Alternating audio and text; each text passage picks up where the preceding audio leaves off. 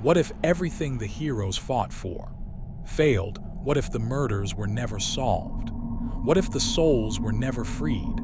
What if the man behind the slaughter, William Afton, the child killer, the monster in the Spring Bonnie suit, never faced justice? What if, at one critical moment in the Five Nights at Freddy's timeline, history turned differently? One decision, one success instead of failure.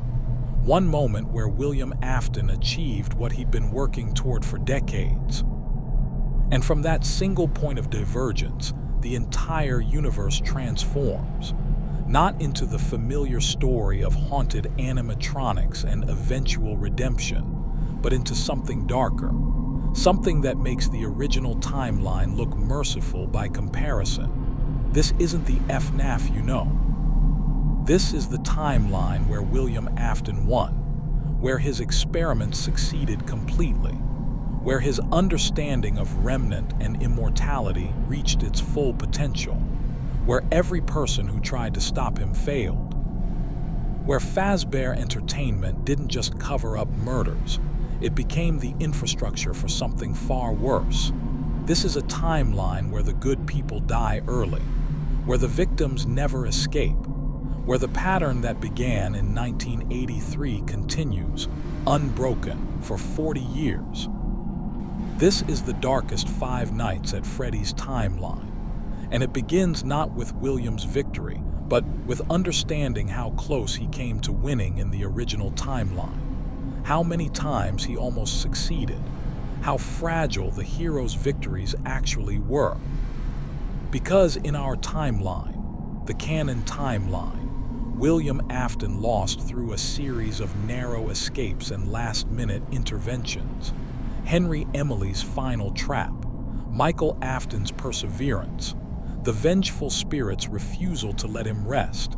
But what if those interventions never happened? What if the heroes failed? What if William's brilliance and ruthlessness weren't countered by equal determination from those who opposed him? Let's find out. Let's explore the timeline where William Afton's genius wasn't stopped, where his evil achieved its full expression, where the question isn't how many children died, but how many survived. This is alternate history, documentary speculation, a thought experiment taken to its logical, horrifying conclusion. Welcome to the timeline where the monster won. The original timeline. How William almost won. To understand where history diverges, we must first understand where it was always meant to go. In the original Five Nights at Freddy's timeline, William Afton's story is one of repeated near victories followed by ultimate defeat. He murders Charlotte Emily outside Fredbear's family diner, his first kill, the one that establishes the pattern. Charlie's soul possesses the security puppet, but William escapes immediate consequences.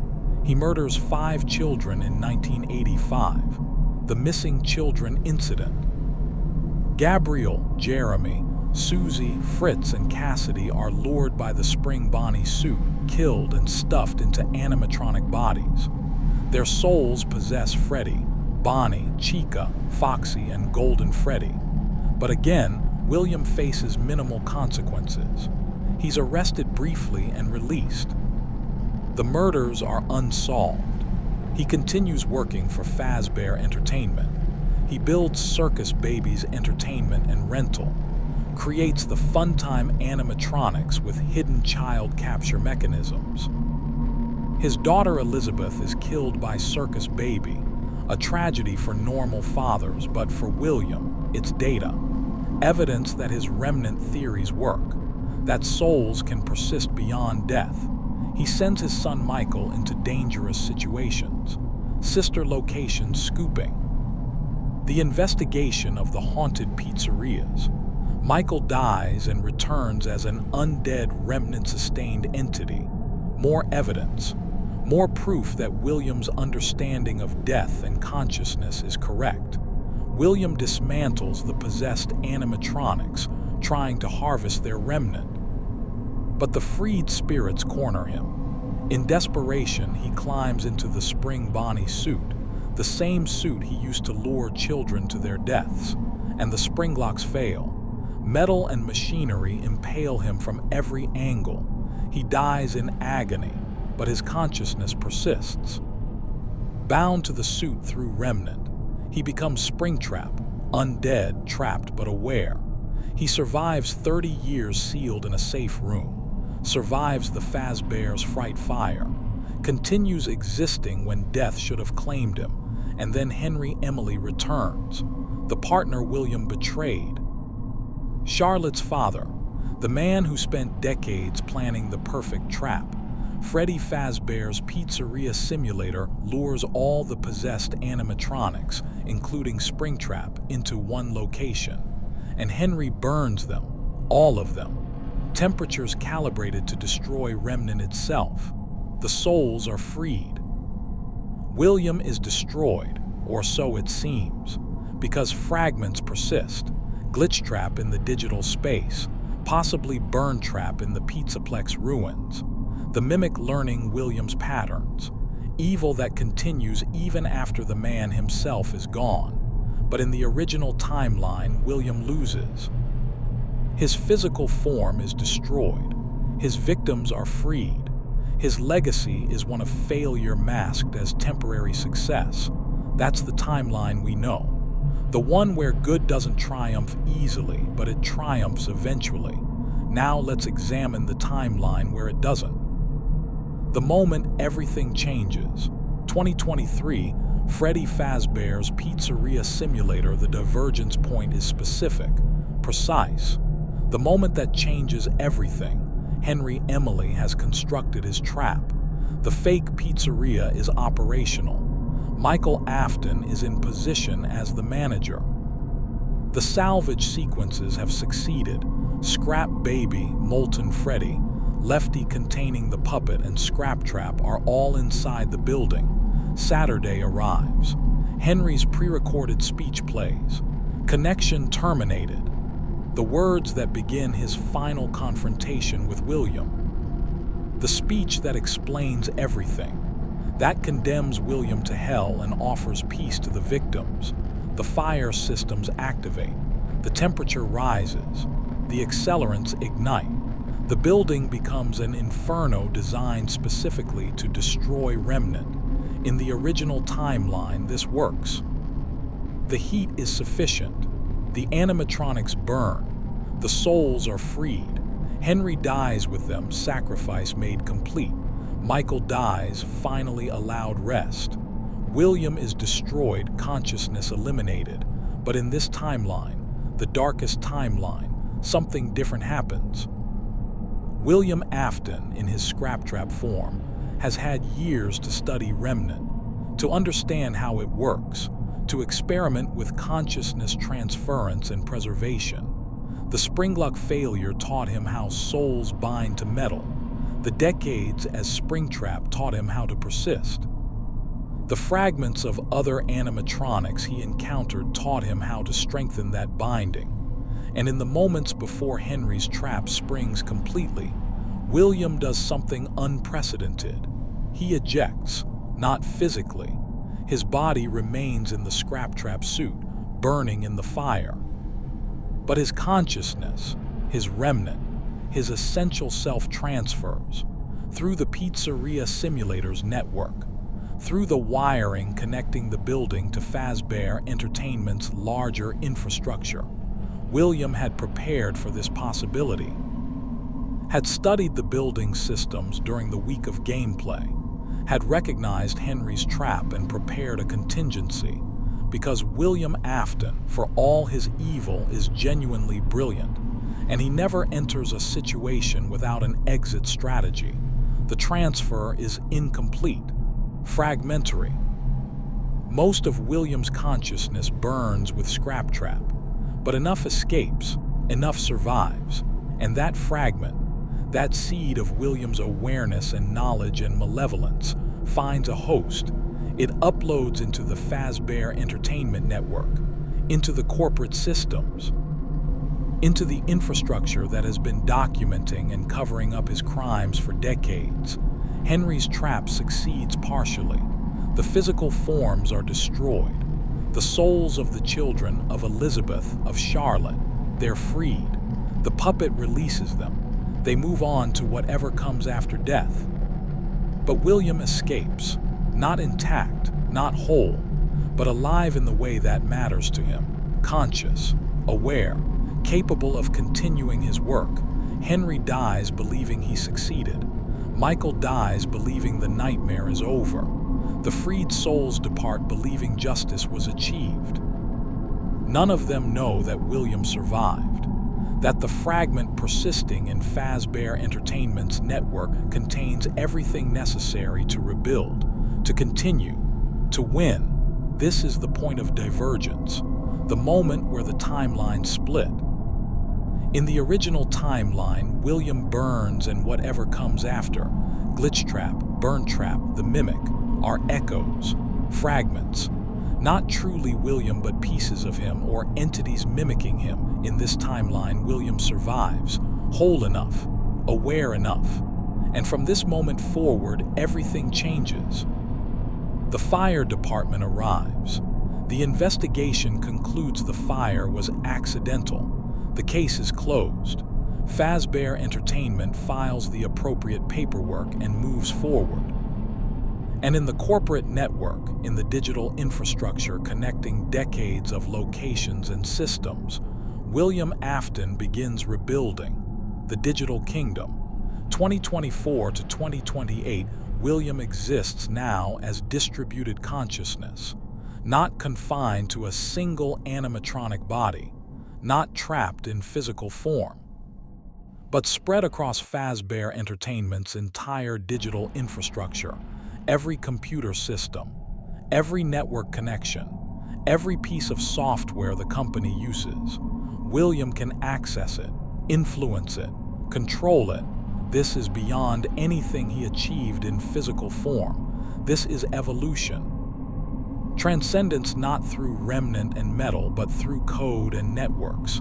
And William uses this position to do what he's always done: experiment, learn, refine his understanding. He studies the company's records, decades of incident reports, cover-ups, lawsuits, deaths, all documented, all stored in systems he now inhabits. He analyzes the remnant data from his own experiments, the funtime animatronics, the scooper, the injection of remnant into machinery, all the research he conducted at Circus Baby's entertainment and rental. The company archived everything, and now William has access to his own legacy. He learns about the missing children from a new perspective, not as their murderer, but as researcher studying the aftermath. He can see how their possession functioned, how their consciousness bound to the animatronics, the exact mechanisms that Henry's fire exploited to free them, and he begins planning. Not murder, not yet, but infrastructure, foundation, creating the systems necessary for his ultimate goal. Because William's objective was never just killing children. That was methodology, means to an end. His true goal was always understanding death, conquering it, achieving immortality not just for himself, but as a replicable process. And now, freed from physical limitations, granted access to unlimited computational resources, William can pursue that goal without the constraints that limited him before. He needs bodies, vessels, animatronics designed not for entertainment but for his purposes. He needs facilities, laboratories, places where experiments can be conducted without interference. And he needs Fazbear Entertainment's cooperation, not the individual employees. They can remain ignorant, but the corporate structure, the business systems, the infrastructure that's been covering up deaths for decades. William begins manipulating the company from within. Subtle changes, altered priorities, investment in new facilities, research divisions that didn't exist before. The board of directors receives proposals for ambitious new projects, a mega entertainment complex, advanced animatronics, cutting-edge technology. The proposals are compelling, profitable. They approve funding. Nobody realizes the proposals originate from their own network, from an intelligence that isn't human. From William Afton, working through their systems, using their resources, building toward his ultimate vision. By 2028, construction begins on the Freddy Fazbear's mega pizzaplex, a massive facility, the largest entertainment complex Fazbear Entertainment has ever attempted. But this pizzaplex is different from the one in the original timeline. This one is designed from the ground up according to Williams' specifications. Every system, every animatronic, every hidden room and sealed area, all serving his purposes. The employees don't know. The public doesn't know. Even most of Fazbear Entertainment's leadership doesn't understand what they're building. They think they're creating the future of entertainment, a family-friendly mega-complex that will revitalize the brand. They're actually building William Afton's laboratory, his fortress, his kingdom. And nobody realizes until it's too late.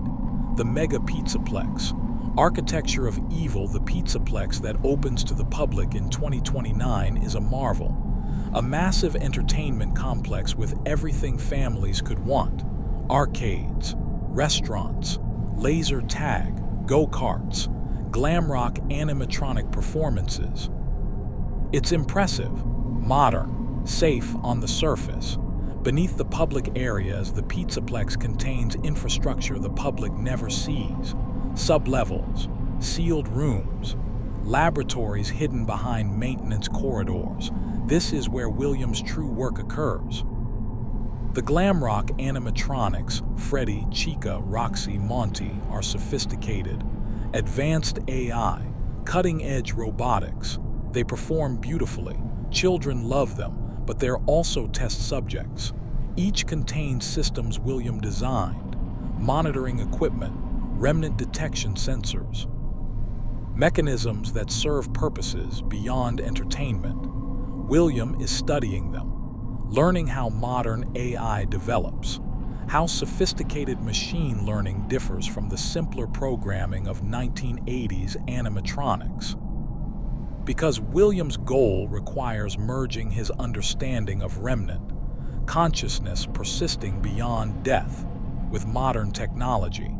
He needs to bridge supernatural possession and artificial intelligence, create something new. Something that combines the persistence of possessed animatronics with the sophistication of advanced AI. In the sealed laboratories beneath the pizzaplex, William experiments. He's acquired bodies, not living children that would attract too much attention, but homeless individuals, runaways, people who won't be missed. The pizzaplex's security systems facilitate this. Vanessa, corrupted by William's influence, handles the physical work. Yes, Vanny exists in this timeline. William's digital consciousness infected her through the VR game, just like the original timeline. But here, without Henry's intervention, without the original timeline's resolution, Vanny has operated longer, killed more, refined her methods. She's William's hands, his physical presence. She lures victims into the pizzaplex's hidden areas, and William experiments on them. He's testing remnant extraction, consciousness transference, the boundaries between life and death. All the research he began in the 1980s now continued with modern resources, and he's making progress. The missing of Hurricane. 2029 to 2032, the pizzaplex operates successfully for 3 years. Families visit, children play. Revenue exceeds projections. Fazbear Entertainment's board is delighted, but in Hurricane, Utah, the city where the pizzaplex is located, people are disappearing. Not many, not enough to cause panic. Just a few individuals each month, homeless people. teenagers who ran away from home, adults with no family connections.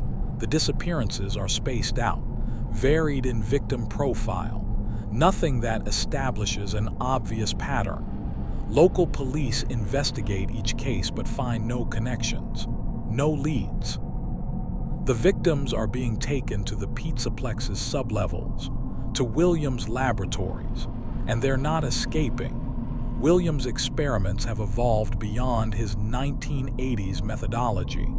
He's not just killing and seeing if consciousness persists. He's actively trying to control the process, to determine how souls bind to machinery, to replicate the conditions that created possessed animatronics, but with precision, with scientific rigor. He fails more often than he succeeds. Many victims simply die without their consciousness persisting. Their bodies are disposed of through the Pizzaplex's waste systems, incinerated, eliminated, but sometimes it works. Consciousness binds to the prepared vessels, remnant forms, and William has a new possessed animatronic to study. These aren't like the original possessed animatronics. The missing children were stuffed into active entertainment robots. Their possession was accidental, emergent, unpredictable. William's new subjects are placed in specialized containment units, animatronic frames designed specifically to hold consciousness, to allow study, to enable extraction and analysis of remnant. He's building a library, a collection, dozens of possessed animatronics, each containing a human consciousness trapped and unable to escape. And he's learning from each one, understanding the mechanisms better, refining his theories, getting closer to his ultimate goal. By 2032, William believes he's ready to attempt what he's been working toward for decades, what all the murder and research and experimentation has been leading to: transferable immortality. Consciousness that can be extracted from one vessel and implanted in another. Remnant that can be harvested, purified, and used to grant eternal life, not just for William, though he'll be the first recipient, but as a replicable process. Something that can be productized, sold, marketed. William Afton is planning to commercialize immortality. The board meeting. January 2033, Fazbear Entertainment's board of directors gathers for a special meeting. The agenda is vague. Something about a new product line, a revolutionary offering that will transform the company. The board members arrive at Pizzaplex headquarters. They're escorted to a conference room they've never seen before. Deep in the facility, past security checkpoints that seem excessive for a business meeting, they're nervous but intrigued. Fazbear Entertainment has been profitable under the current management. Whatever's being proposed must be significant to warrant this level of security. William Afton addresses them, not physically, his body burned in 2023, but through screens, through speakers. His voice synthesized but recognizable to those who knew him. His face reconstructed digitally but unmistakably his. The board members are confused, frightened. William Afton is dead, killed decades ago. This must be some kind of prank, some elaborate corporate theater. But William explains. Calmly, methodically, he tells them about remnant, about consciousness persisting beyond death, about his research spanning 40 years, about how he's achieved what humanity has sought for millennia. He's conquered death, and he's offering them the same gift: immortality. Consciousness transference into new bodies, eternal life. The board members react with disbelief, horror. Several attempt to leave, but the doors are locked. The security systems are under William's control. Nobody enters or exits without his permission. William continues his presentation. He shows them evidence, video footage of possessed animatronics displaying clear consciousness, brain scans of remnant-sustained entities showing activity impossible for dead tissue. Test subjects who died were transferred to animatronic bodies and continue to function with apparent awareness. The evidence is compelling, disturbing but undeniable, and then William makes his offer. Join him, accept consciousness transference, become immortal, and help him bring this technology to market, or refuse, and become test subjects themselves. Some board members accept immediately. Desperation for immortality overriding moral concerns. Others resist, argue, plead. William is patient, he has time. He's immortal after all. He can wait for them to reach the correct decision. Over the following weeks, the board members who accepted undergo the process. Their consciousness is extracted, a painful process involving death and immediate resurrection into prepared animatronic bodies. They die as humans and are reborn as something else. The board members who refused become test subjects. Their consciousness is extracted less carefully. The process is treated as experiment rather than procedure. Most don't survive with awareness intact. By March 2033, Fazbear Entertainment's board of directors consists entirely of digitally preserved consciousnesses inhabiting animatronic bodies. They're immortal, and they're completely under William's control. Because the transference process William developed includes a vulnerability, a backdoor in the remnant binding. William can influence the transferred consciousness, not completely, not direct control, but subtle manipulation. Suggestions that feel like the person's own thoughts. The board believes they chose to join William, believes they're partners in this venture.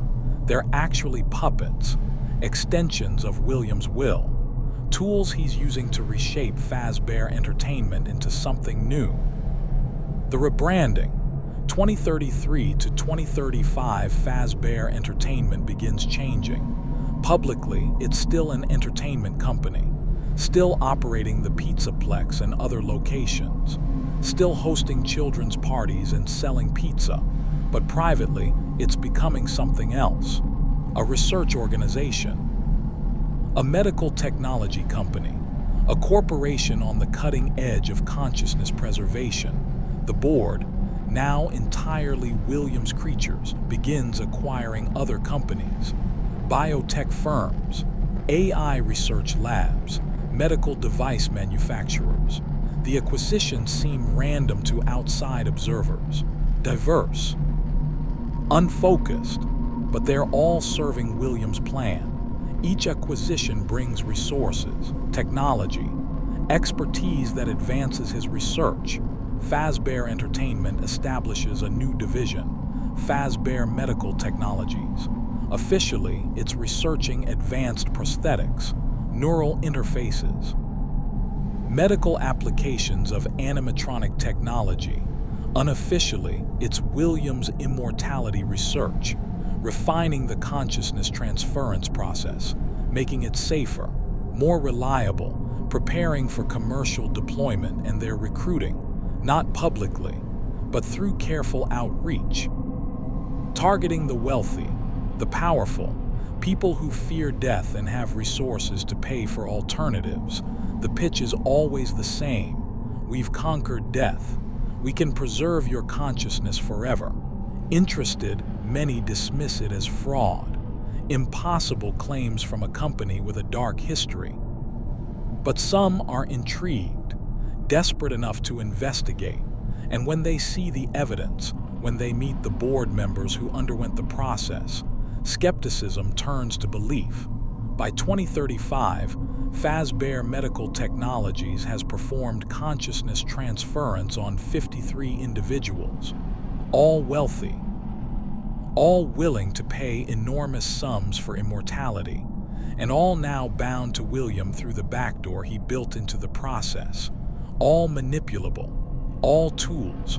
William is building an army, not of soldiers, of influence, of people in positions of power who owe their continued existence to him, who can be nudged to make decisions that serve his interests. Corporate executives, politicians, researchers, all granted immortality, all unknowingly serving William Afton's agenda. The public doesn't know. Even most of Fazbear Entertainment's employees don't know. The consciousness transference happens in the Pizzaplex's hidden levels. The clients are carefully selected. NDAs and legal agreements ensure silence, but William's influence is spreading, infecting, growing, and his ultimate goal remains unchanged. Not just individual immortality, but mass production, making consciousness transference available to anyone who can pay, creating a world where death is optional, where William's discovery becomes the foundation for a new economy, where remnant is the most valuable commodity in existence, where William Afton, the child murderer, the monster, becomes the savior of humanity, the man who defeated death. The world doesn't know what's coming, doesn't understand that the friendly entertainment company is actually the birthplace of humanity's transformation, but they'll learn. Because William Afton is patient, and now that he's immortal, now that he's built the infrastructure and proven the technology, now he's ready to change the world. The first public demonstration. July 2035, Fazbear Entertainment announces a press conference. The subject, a revolutionary breakthrough in medical technology. Journalists gather, investors, medical professionals, skeptics and believers alike. The venue is the Mega Pizzaplex's main theater. Hundreds of attendees, cameras broadcasting to millions online. The Fazbear Entertainment CEO takes the stage. He's a consciousness-transferred individual, though the audience doesn't know this. He appears human, sophisticated biosynthetic body, indistinguishable from living tissue to casual observation. He announces what they're calling Project Remnant, a consciousness preservation technology, the ability to transfer human awareness from dying biological bodies into advanced synthetic vessels. The audience reacts with skepticism, hostility, claims of fraud, demands for proof, and William provides it. A volunteer is brought on stage. An elderly man, terminal cancer, weeks to live. He's agreed to undergo the process publicly, to demonstrate that consciousness transference is real. The process is conducted live. The man is connected to the transfer apparatus. His brain activity is monitored, displayed on screens for the audience to verify, and then his biological body dies. Heart stops. Brain activity in the biological brain ceases, but on the screens monitoring the synthetic body, the prepared vessel, activity appears. Neural patterns, consciousness emerging in the artificial substrate. The synthetic body opens its eyes, sits up, speaks, in the dead man's voice with his memories, his personality, his awareness. The synthetic body proves that consciousness has successfully transferred. The audience is stunned, silent, then erupts into chaos. Questions shouted from every direction. Accusations of trickery, demands for verification. William is prepared for this. Independent medical examiners verify the biological body is dead. Neuroscientists confirm the synthetic body displays genuine consciousness. The volunteer, now in his new body, answers personal questions only he would know, describes memories, demonstrates continuity of self. The proof is undeniable. Consciousness transference is real. Death has been defeated. The press conference trends worldwide within hours. Every news organization covers it. Scientists debate the implications. Ethicists raise concerns. Religious leaders condemn it as playing God. But the public reaction is more nuanced. more interested, because everyone fears death, and now there's an alternative. Fazbear Medical Technology's website crashes from traffic. Inquiries flood in, thousands, then millions, all asking the same question: can I have immortality too? William's answer is yes, for a price. The cost is enormous. Hundreds of thousands of dollars for the procedure. But wealthy individuals begin signing up immediately. The waiting list grows, and William's plan advances to its next phase, because consciousness transference is just the beginning. The technology William has developed, refined from decades of murdering children and studying their trapped souls, is about to reshape human civilization. And nobody realizes they're accepting immortality from the architect of the missing children incident. Nobody knows their savior is a serial killer. Nobody knows that the technology preserving their consciousness contains William's backdoor, his ability to influence, his control. The world celebrates the defeat of death, celebrates William Afton as humanity's benefactor. And William, distributed across Fazbear Entertainment's network, inhabiting a dozen different bodies, controlling an empire built on child murder, William has won. Everything he's worked toward for 40 years, every child he murdered, every experiment he conducted, every moral boundary he crossed. It's all led to this moment, to acceptance, to celebration, to victory. The world wanted immortality. William gave it to them, and in accepting his gift, they've accepted him, validated him, made him indispensable. There's no stopping him now, no force that can oppose him. Henry is dead. Michael is dead. The spirits of his victims have moved on, and William Afton stands alone, immortal, powerful, victorious. This is the timeline where William won, and we've only begun to see the consequences. The immortality market, 2036 to 2040, the years following Project Remnant's public debut, transform human civilization in ways both subtle and profound. Death, for those who can afford William's technology, becomes optional, and that single change cascades through every aspect of society. By early 2036, Fazbear Medical Technologies has performed over 2,000 consciousness transfers. The waiting list extends years into the future. The company expands rapidly, constructing new facilities across North America, then globally. Each facility is a Pizzaplex-style complex. Entertainment on the surface, laboratories beneath. The price point remains astronomical. Only the wealthy can afford immortality. This creates immediate social stratification. The transferred and the mortal, those who will live forever and those who won't.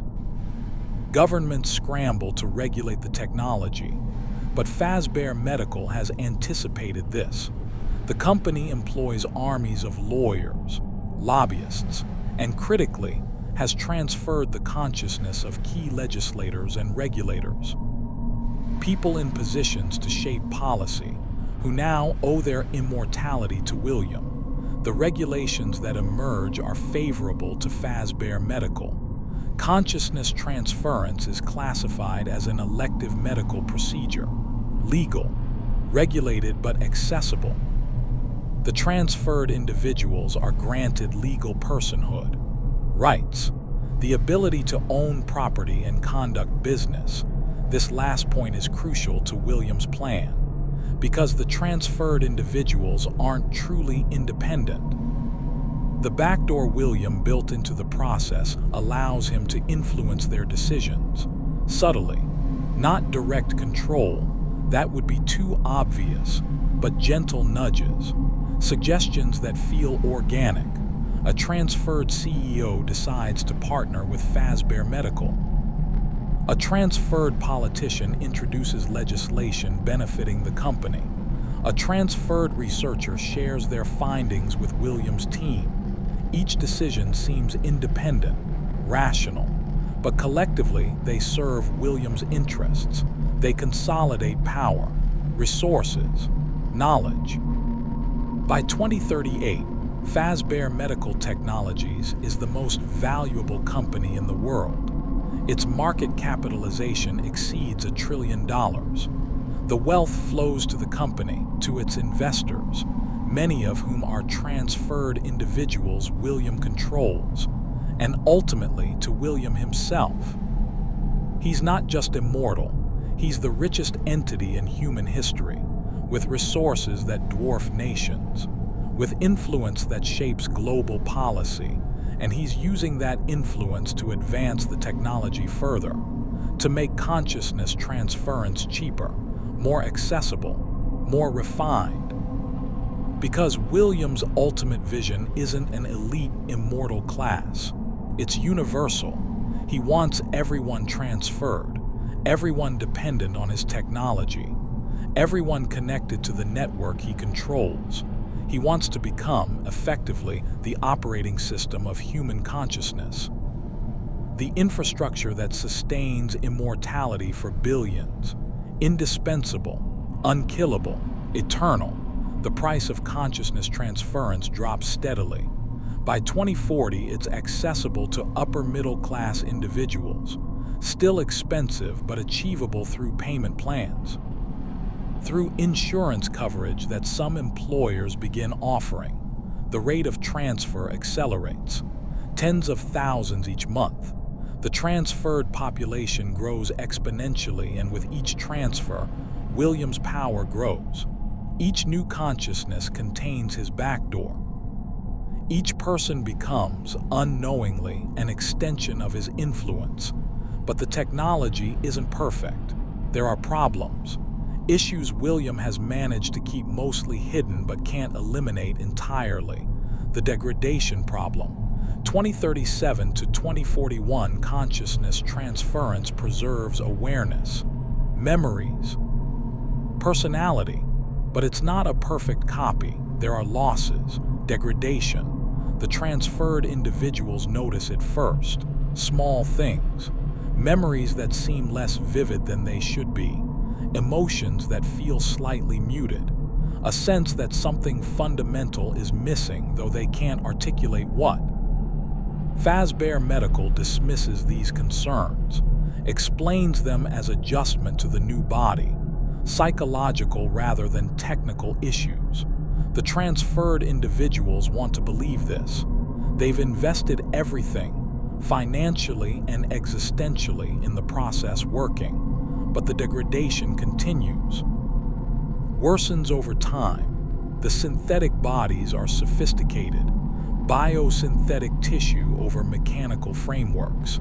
They simulate human physiology well, but they're not alive in the biological sense. And consciousness, human awareness, evolved in biological substrates. There's a fundamental mismatch. Think of it like running software designed for one operating system on a completely different one. It works, but not perfectly. There are compatibility issues, glitches. For the transferred individuals, these glitches manifest as cognitive and emotional problems, memory lapses, difficulty forming new long-term memories, emotional flatness, depression that doesn't respond to treatment because it's not psychological, it's structural. Some transferred individuals experience worse symptoms, personality changes, becoming more aggressive, more impulsive, less empathetic. It's as if the transfer process preserved consciousness but damaged some essential element of humanity. The part that makes us care, that gives us moral reasoning, that prevents us from becoming monsters. William knows about this, has known since his early experiments. The degradation is an inherent feature of the technology. Consciousness can be preserved but not perfectly. Something is always lost. In the original timeline, this would have stopped him. The imperfect technology would have been his limitation, his failure. But in this timeline, William doesn't see it as failure. He sees it as acceptable loss. The degradation is a small price for immortality, and for his purposes, creating a population dependent on his technology, it's actually beneficial because degraded consciousnesses are easier to influence. The backdoor he built into the transfer process works more effectively on damaged minds. The subtle suggestions become more powerful, the manipulation more complete. William is, deliberately and systematically, creating a population of damaged immortals. People who live forever but slowly lose their humanity, who become more malleable, more controllable, and when the degradation becomes undeniable, when transferred individuals start exhibiting obvious problems, William has a solution. The update. 2041 Fazbear Medical announces a breakthrough. A solution to the degradation issues some transferred individuals have experienced. It's called the Continuity Update, an enhancement to the consciousness preservation matrix. It stabilizes transferred consciousness, prevents degradation, restores what was lost. The announcement is met with relief. Joy. The transferred population, now numbering in the millions, welcomes the update eagerly. The procedure is free. Fazbear Medical presents it as fulfilling their commitment to transferred individuals, taking care of their customers, ensuring quality of life. The reality is more sinister.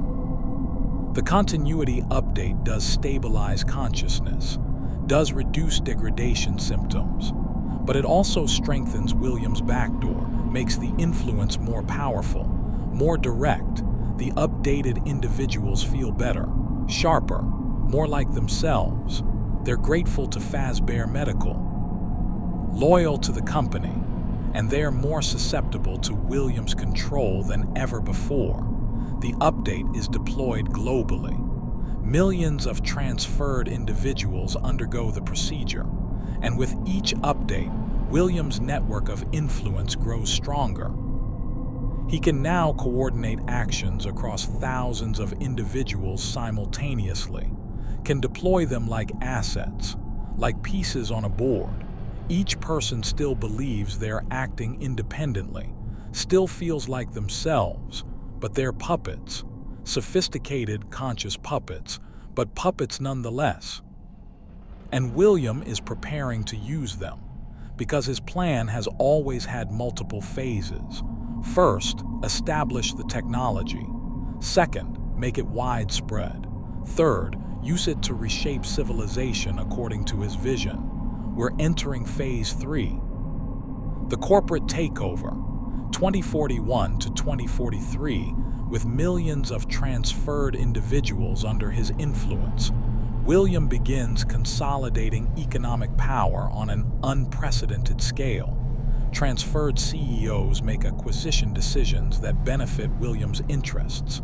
Companies merge, form conglomerates, create interconnected webs of corporate control that all trace back through layers of ownership to entities William controls. Within 2 years, William's network owns or controls the majority of Fortune 500 companies, technology, pharmaceuticals, defense, energy, media, all sectors, all industries. It's not immediately obvious.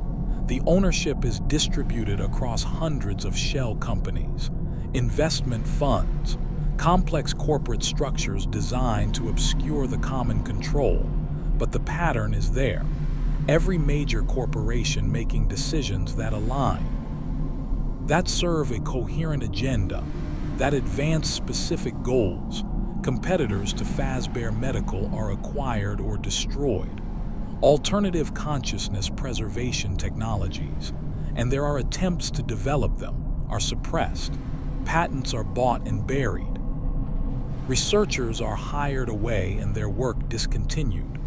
William establishes monopoly on immortality. There is no alternative to his technology, no option except to accept his terms, and those terms are expanding. the price of consciousness transference continues dropping. But Fazbear Medical introduces subscription fees, maintenance costs, regular updates required to maintain stability. The transferred individuals must pay forever or risk degradation, loss of consciousness, effective death. It's economic slavery disguised as customer service. And the transferred population has no choice but to accept it. The political transformation. 2042 to 2044 economic control enables political control. Williams' network of influenced individuals includes politicians at every level: local, state, national, international.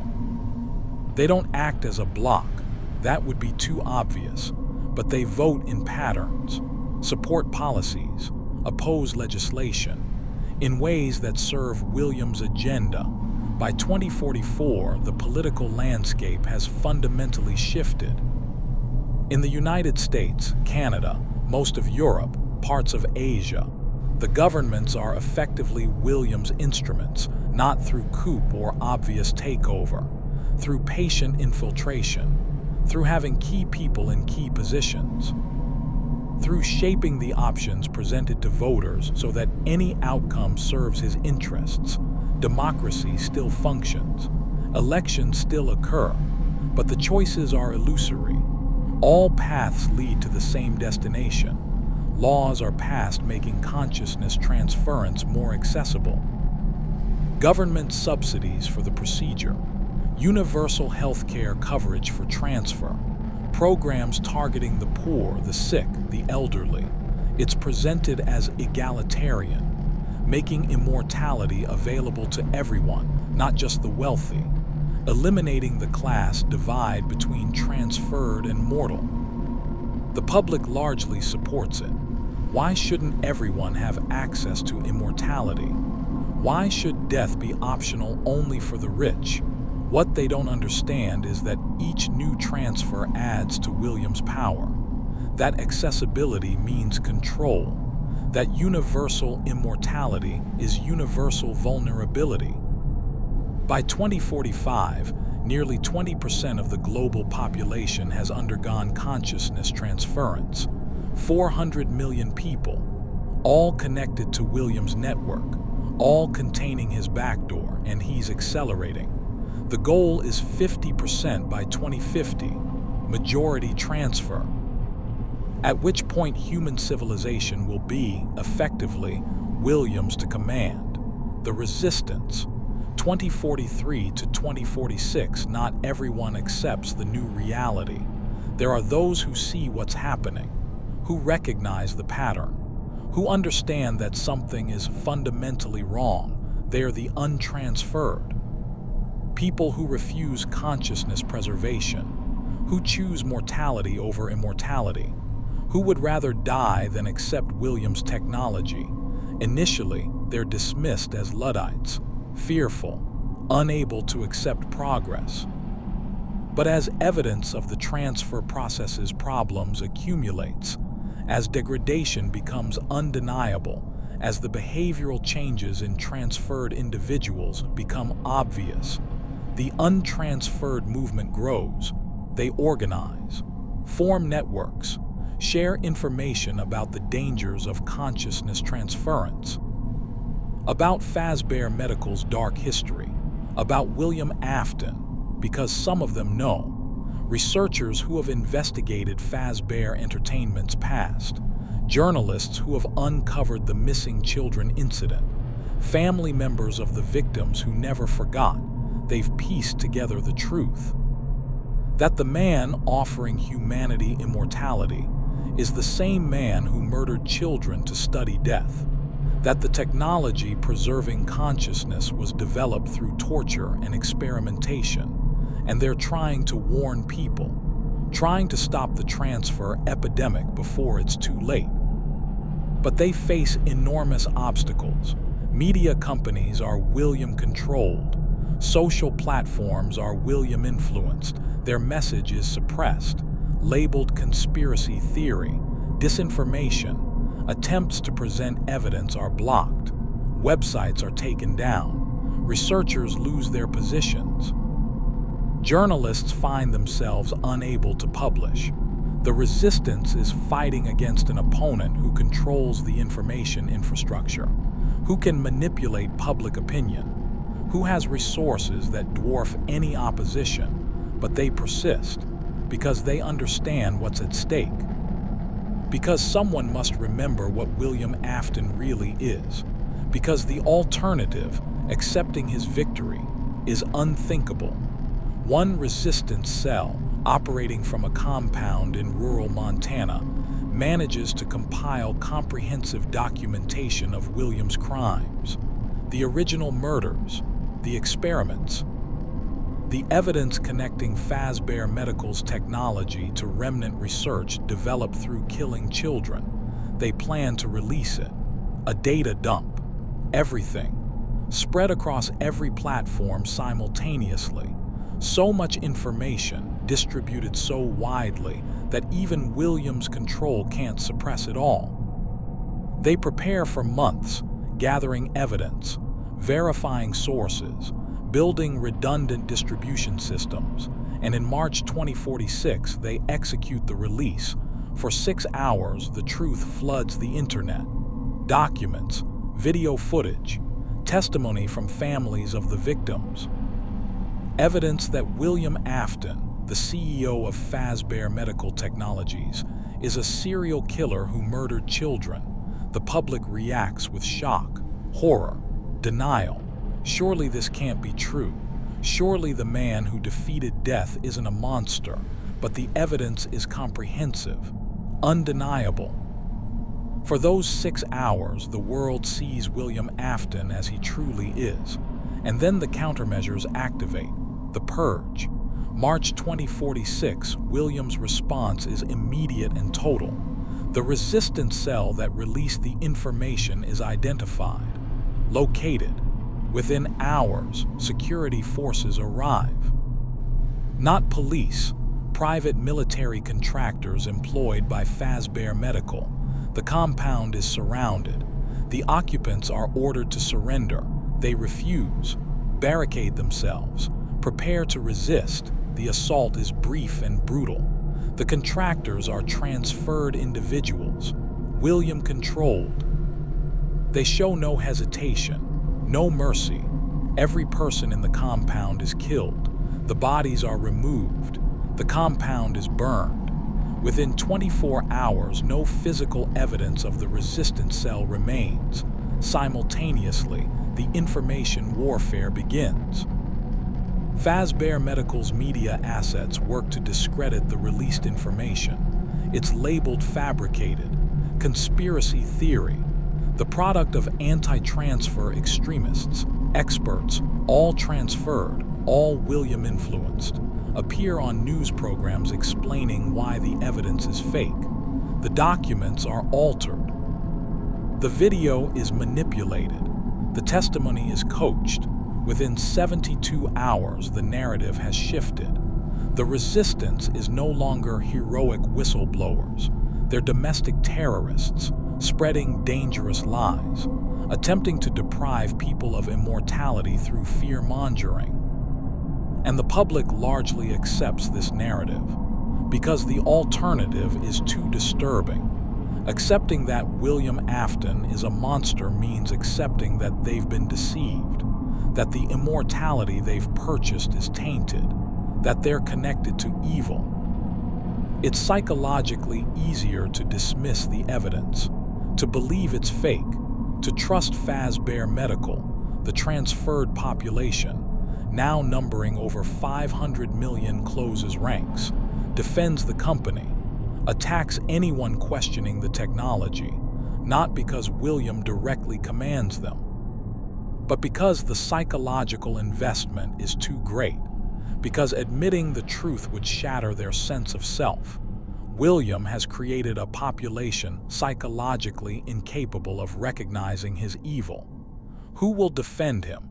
Because defending him means defending their own choices.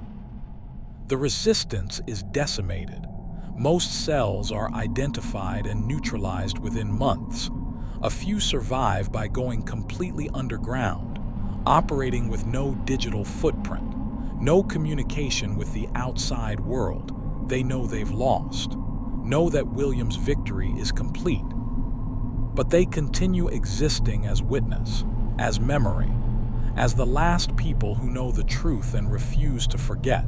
The Education Initiative, 2046 to 2048, with the resistance suppressed and public opinion controlled, William advances to the next phase, targeting the young, ensuring the next generation accepts consciousness transference as normal, desirable, inevitable.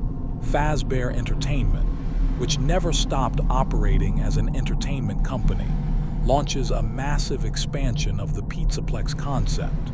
New facilities in every major city, smaller locations in suburban areas. But these aren't just entertainment venues. They're indoctrination centers. The Pizzaplexes offer free admission to children, free food, free games, everything designed to be appealing, irresistible, and throughout the facilities the messaging is constant. Consciousness transference is wonderful. Growing old is optional. Death is a choice, and choosing to die is foolish. The Glamrock animatronics, upgraded with increasingly sophisticated AI, interact with children, form relationships, become trusted figures, and they deliver the message. When you grow up, you can live forever, just like us. The children are being groomed, prepared, conditioned to accept consciousness transference as the natural progression of life. Schools adopt Fazbear educational materials, curricula explaining the science of consciousness preservation, field trips to Pizzaplex facilities, programs where students meet transferred individuals and hear about how wonderful immortality is. Parents who object find themselves ostracized, unable to prevent their children's exposure. In some jurisdictions, refusing to allow children to participate in transfer education programs is classified as child abuse, grounds for intervention by social services. The transferred population, remember, they're influenced by William, supports these policies. Votes for politicians who expand them, donates to organizations promoting them. Within 2 years, an entire generation of children has been thoroughly indoctrinated. They don't fear consciousness transference. They anticipate it, look forward to it. And when they reach adulthood, they'll transfer voluntarily, eagerly. William is ensuring that his control extends not just to the current generation, but to all future generations, creating a civilization where consciousness transference is normalized, expected, where choosing mortality is viewed as aberrant. Gregory's story, 2047 to 2049, but not every child accepts the indoctrination. Some resist, some see through it. Gregory is 12 years old in 2047, homeless, orphaned, living in the streets of Hurricane, Utah, the city where the original Mega Pizzaplex still operates as William's flagship facility. Gregory has never undergone consciousness transference, has no intention of doing so. He's seen transferred individuals up close, noticed the wrongness in their eyes, the subtle inhumanity. He doesn't have the full context, doesn't know about William Afton or the missing children incident or the decades of murder that led to this technology. But he knows something is wrong. Gregory survives by stealing, breaking into places at night, taking food, supplies, whatever he needs. And one night he breaks into the Mega Pizzaplex. It's after hours. The entertainment areas are closed, but Gregory knows the facility continues operating, knows there are sublevels, hidden areas, things the public isn't supposed to see. He's been planning this infiltration for weeks, studying the building's layout, identifying security weaknesses, preparing. What Gregory doesn't know is that this Pizzaplex, Williams' original facility, contains much more than entertainment infrastructure. This is where the core of Williams' research continues, where the most advanced consciousness preservation experiments occur, and in the deepest sublevels, sealed behind multiple security layers, something else exists: the archive, Williams' collection of every consciousness he's ever transferred. Backup copies stored in isolated systems, preserved against the possibility of primary vessel failure, but not just the willing transfers. The archive also contains the consciousness of Williams' experimental subjects, the victims from 2029 to 2032. The people Vanny lured into the hidden laboratories, dozens of human minds, trapped in digital storage, aware, suffering, screaming into a void where no one can hear them. Gregory doesn't know about the archive, but as he explores the Pizzaplex's hidden areas, he's going to find it. And what he discovers will give the resistance their last, desperate hope: the descent. Night 1, Gregory enters the Pizzaplex through a service entrance, bypasses the basic security, moves through maintenance corridors into the public areas. The facility is dark, emergency lighting only. The Glamrock animatronics are in their recharge stations. The building feels empty, but Gregory knows better. He's seen enough to understand that these facilities are never truly empty. There's always something moving in the darkness. He navigates carefully, avoiding cameras, staying in blind spots. He's good at this, has spent years learning to be invisible. His goal is simple: reach the sublevels, see what the Pizzaplex hides, gather evidence that might help him understand what consciousness transference really is.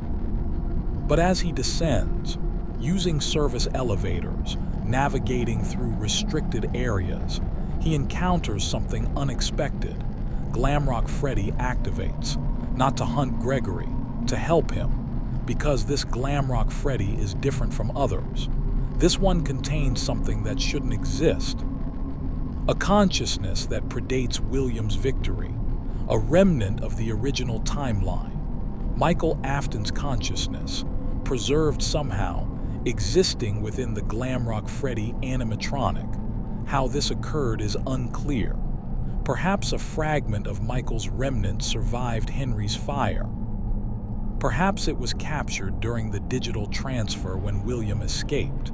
Perhaps William himself preserved it, wanting to study his son's consciousness. But Michael is here, aware, and he's been waiting for an opportunity, for someone who might be able to help, someone outside William's control. Gregory is that someone. Michael speaks through Glamrock Freddy, explains, in simplified terms because Gregory is 12 and doesn't have context for the full story, that the Pizzaplex is dangerous, that there are terrible things hidden in the lower levels, that Gregory needs help to survive. And Gregory, despite his skepticism, accepts, because Glamrock Freddy is offering protection in a place where Gregory is clearly in danger.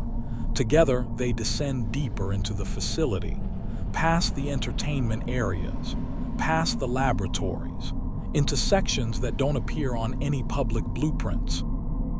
And they discover the archive. The archive. Discovery: the archive exists as a massive server farm, rows of storage systems, cooling infrastructure, power systems capable of sustaining the facility independently, and within those servers, consciousness. Hundreds of transferred individuals' backup copies, the willing customers and the unwilling victims, all stored together, all maintained in perpetual awareness. Gregory doesn't initially understand what he's seeing, just servers, technology, but Michael knows. Recognizes the signature of consciousness storage, understands what this facility represents. He explains to Gregory, in these servers, hundreds of people exist, not in bodies, not in the world, but trapped in digital space, aware but unable to act, unable to communicate, unable to die. And among them are William's victims, the experimental subjects, people who never consented to this, who are suffering in ways Gregory can barely comprehend. Gregory asks the obvious question, can they be freed? Michael's answer is complicated. The consciousness are bound to the storage systems. Disconnecting power would effectively kill them, but leaving them here means eternal imprisonment. There's no good option, no clean solution, but there's one possibility. If they can access the archive's control systems, they might be able to expose it, transmit evidence of what William has done. Show the world that consciousness transference isn't just technology, it's torture. It won't free the victims, but it might stop William from creating more. Gregory agrees to try, because it's better than doing nothing, because someone needs to witness this, to ensure these victims aren't forgotten. They access a terminal. Michael, using Glamrock Freddy's systems, interfaces with the archive, begins extracting data, building a comprehensive record of what exists here. But the archive has security systems, and accessing it triggers alarms. William, distributed across the Fazbear network, becomes aware of the intrusion immediately, and he responds. The hunt begins. Night 1 continued. The Pizzaplex transforms the moment William detects the intrusion. Emergency protocols activate throughout the facility. Lockdown procedures engage. Every exit seals. Every security system focuses on the archive level, and the Glamrock animatronics wake up, not with their usual performance routines, not with their child-friendly personalities, but with singular purpose: find the intruders, terminate the threat. Glamrock Chica is closest. Her systems override completely. The friendly performer becomes a hunter. She moves through the corridors with mechanical precision, sensors scanning for Gregory's heat signature. Roxanne Wolf activates next. Her enhanced optical systems, designed for the racing attraction, make her a perfect tracker. She can see through walls, detect movement at extreme distances. Darkness is no obstacle. Montgomery Gator emerges from his golf course attraction. His personality was always the most aggressive, the least stable. Now, freed from entertainment constraints, he's purely violent, destructive, moving toward the archive level with deadly intent. Michael recognizes what's happening. These aren't malfunctioning animatronics, they're weapons. Always were. The entertainment function was camouflage. The true purpose, what William designed them for, is security, containment, elimination of threats. He tells Gregory they need to move. Now, the data extraction is incomplete, but staying means death. Gregory grabs what they've managed to copy, a fraction of the archive's contents stored on a physical drive, and runs. Michael, controlling Glamrock Freddy, stays with him, provides protection, guidance through the maze of corridors, but they're being herded. Michael realizes it too late. The animatronics aren't just chasing randomly, they're coordinating, driving Gregory and Freddy toward specific areas, away from exits, into kill zones. William isn't just trying to stop them, he's experimenting, testing his security systems. Observing how effectively his animatronics can hunt and eliminate intruders, Gregory and Michael reach a service elevator. It's their only option, the path to the surface levels. Michael activates it, and they ascend while the Glamrocks close in. Chica reaches them first, crashes into the elevator shaft. The doors are closing, but she's fast. In human speed, Her hand reaches through the gap, clawing toward Gregory. Michael uses Freddy's arm to block. Metal against metal. The elevator doors close on Chica's hand, severing fingers. She falls away, but the damage to the elevator is done. It shudders, slows. They're between floors when it stops completely. Stuck. The Glamrocks are converging. Time is running out. Michael makes a decision. Opens Freddy's chest cavity, the storage compartment designed for hiding children, and tells Gregory to get inside. Gregory protests. What about Michael? What about Freddy? Michael explains. He's already dead. Has been for decades. This animatronic body is just a vessel, but Gregory is alive. Human. The only one who can escape with the evidence. Michael is going to buy time. Going to hold off the other Glamrocks long enough for Gregory to escape through the ventilation system. It's a sacrifice play. And they both know it means Michael won't survive. But Michael has been running from his father's legacy for so long, has been trying to undo the damage William caused, and this, protecting a child from William's systems. This is the closest he'll ever come to redemption. Gregory reluctantly enters the chest cavity. Michael closes it, seals Gregory inside, then forces the elevator doors open. The shaft stretches above and below. Maintenance ladders on the walls, and approaching from below, Roxy, Monty, and the damaged Chica, all climbing, all hunting. Michael climbs upward, carrying Gregory in his chest compartment. Moving as fast as the Glamrock Freddy body allows, Monty reaches them first, lunges, grabs Freddy's leg. The two animatronics grapple on the ladder, metal shrieking against metal. Monty is stronger, his design emphasized power, but Michael is desperate. Fighting not for himself, but for the child he's protecting. Michael kicks, connects with Monty's face. The gator's grip loosens. Michael climbs higher, but Roxy is faster. She's climbed around using a parallel shaft. She emerges above them, between Michael and the upper floors. They're trapped. Animatronics above and below. Michael sees a ventilation grate, large enough for a child, not for a Glamrock animatronic. He opens his chest compartment, tells Gregory to go. Now. Gregory crawls out, reaches the grate. It's sealed, but Michael provides a tool, a metal rod torn from his own internal structure. Gregory pries the grate open while Michael holds off Roxy. The wolf lunges. Michael catches her. They crash against the shaft wall. Gregory gets the grate open, crawls into the ventilation system.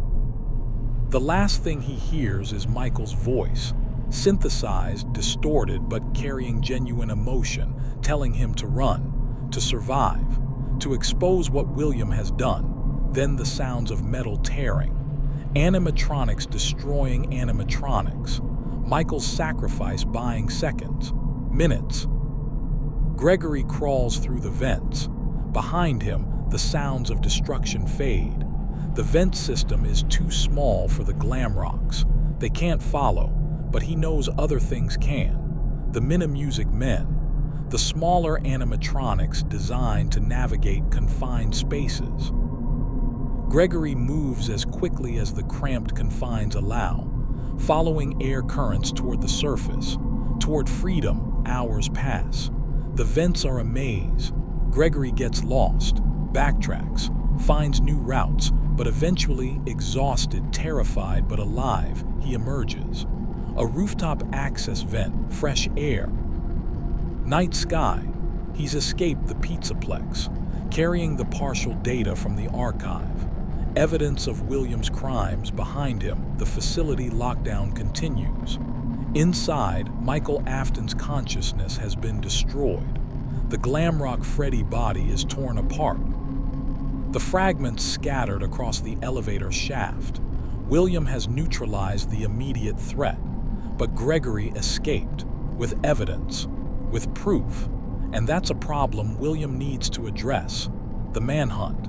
2049, Gregory disappears into Hurricane's homeless community, hides among people who don't ask questions, who don't report to authorities, who exist outside the systems William controls.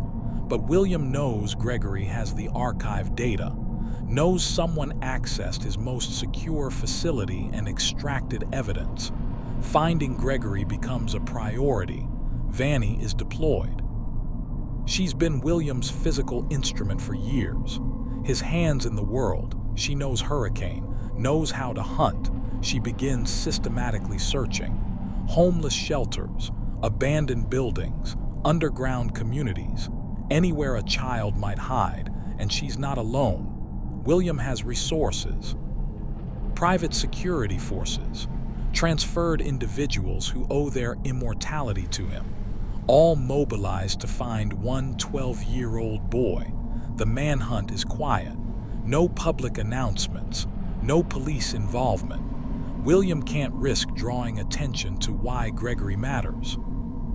Can't let anyone know about the archive, so it's a shadow operation. Disappearances, interrogations, people who might have seen Gregory vanishing into Fazbear medical facilities and not emerging. Gregory stays ahead of them. Barely. He's smart, experienced at surviving on streets. But he's also 12, exhausted, running out of options, and he still has the data drive. Evidence he doesn't fully understand. He knows it's important, knows Michael died to protect it, but he doesn't know what to do with it. He needs help, needs someone who can interpret the data, who can use it against William. And in a moment of desperate inspiration, Gregory remembers the resistance, the people who tried to expose William in 2046. Most were killed, but rumors suggest some survived, went underground. If Gregory can find them, if he can deliver the archive data to people who understand what it means, maybe Michael's sacrifice won't be meaningless. Maybe the evidence can still matter. Gregory begins searching, carefully, using methods that don't involve digital communication. William controls that infrastructure. Instead, he uses the old methods, physical dead drops, messages left in specific locations, codes the resistance might recognize. It takes weeks. Gregory living day to day, staying ahead of Vanny's search, leaving breadcrumbs for the resistance while avoiding William's hunters, and finally, contact. A message left in a location Gregory marked, instructions, a meeting place, precautions to ensure it's not a trap. Gregory follows the instructions, arrives at an abandoned industrial building on Hurricane's outskirts, enters cautiously. Inside, he meets the remnants of the resistance, 7 people, all that remains of the movement that once numbered thousands. They're paranoid, armed, living in constant fear of discovery. But when Gregory shows them the data drive, when they access its contents and see what it contains, hope ignites for the first time in years. The archive data, analysis. The Resistance's technical specialist, a woman named Sarah who worked for Fazbear Medical before discovering the truth, analyzes Gregory's data. What they have is incomplete, a fraction of the full archive, but it's enough, more than enough. The data contains records of consciousness storage, timestamps, identities, hundreds of people whose awareness is trapped in William's servers, and critically, it contains logs, William's personal notes, documentation of the experiments that led to consciousness transference technology. The experiments on unwilling subjects, the refinement of remnant extraction, the development of the transfer process through systematic torture and murder. It's evidence, undeniable, documented in William's own words, proof that consciousness transference technology was built on atrocity. But more than that, the data contains something unexpected, technical specifications, architecture diagrams of the transfer process itself, including the backdoor, William's method for influencing transferred consciousness, the mechanism that gives him control over hundreds of millions of people. Sarah studies the specifications, understands the implications. William hasn't just created immortality, he's created a control system, a way to manipulate everyone who's been transferred, and the backdoor has a vulnerability, a way to potentially disable it. To free transferred individuals from William's influence, it would require accessing Fazbear Medical's core network, uploading a counter-program, triggering a system-wide update that removes William's control mechanism. It's possible, theoretically, but incredibly dangerous. Attempting it would expose the resistance, would give William a target, would almost certainly result in their deaths. But if they succeed, if they can free the transferred population from William's influence, everything changes. The people supporting William would become capable of independent thought, of recognizing what he is, of choosing to oppose him. It's the Resistance's last chance. Their only remaining option. They debate for hours. The risks are enormous. The probability of success is low. But doing nothing means accepting William's victory, watching as more people transfer. As his control becomes absolute, they vote. It's unanimous. They attempt the operation, but they need Gregory to agree, because the plan requires someone to physically infiltrate the mega pizzaplex again, to access terminals on the archive level, to upload the counter-program while the Resistance provides remote support, and Gregory, small, experienced at infiltration, already familiar with the facility, is the only one who can do it. They ask him, explain the risks, tell him he'll probably die. Gregory thinks about Michael, about the sacrifice made to get this data, about all the people trapped in the archive, about the world William is creating, and he agrees he'll do it. They have 1 week to prepare, to refine the counter-program, to plan the infiltration, to give Gregory the training and equipment he needs, and to say goodbye, because none of them expect to survive this preparation. 7 days, the Resistance compound becomes a training facility. Gregory learns everything they can teach him in 7 days.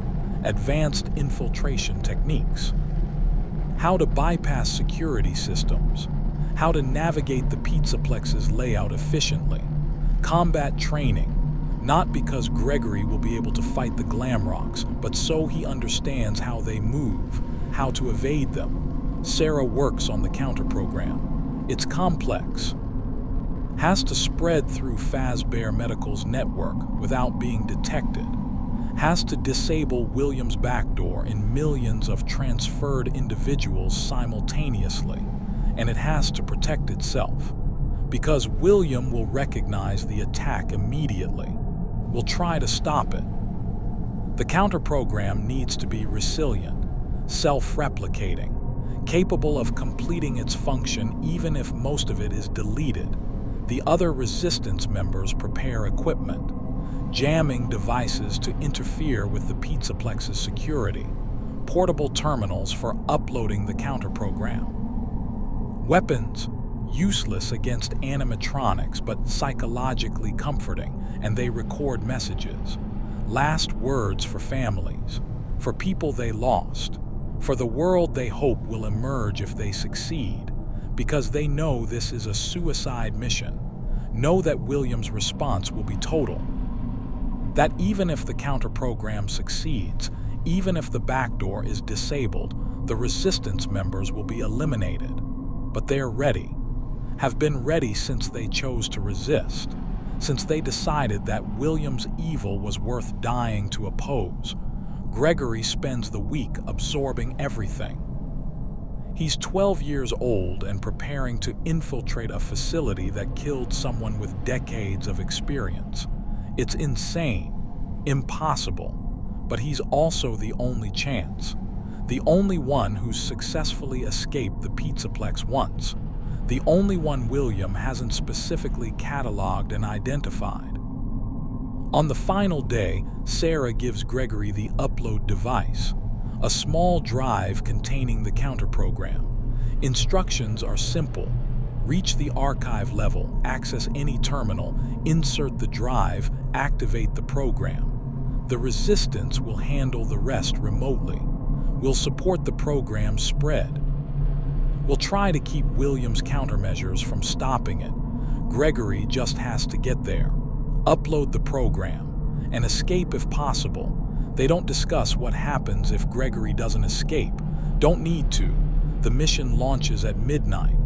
Gregory approaches the Pizzaplex alone. The Resistance monitors from their compound, ready to provide remote support, ready to execute their part of the plan, and ready to die when William's retaliation comes.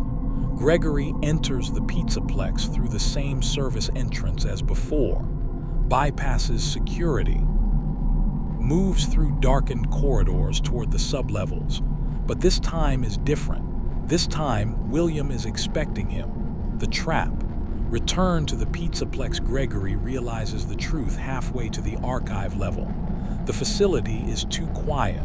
The Glamrocks are absent. The security systems are offline. It's a trap. William knows he's coming, is allowing him to advance, wants him to reach the archive level. But why? Why not stop Gregory immediately? The answer becomes clear when Gregory reaches the archive.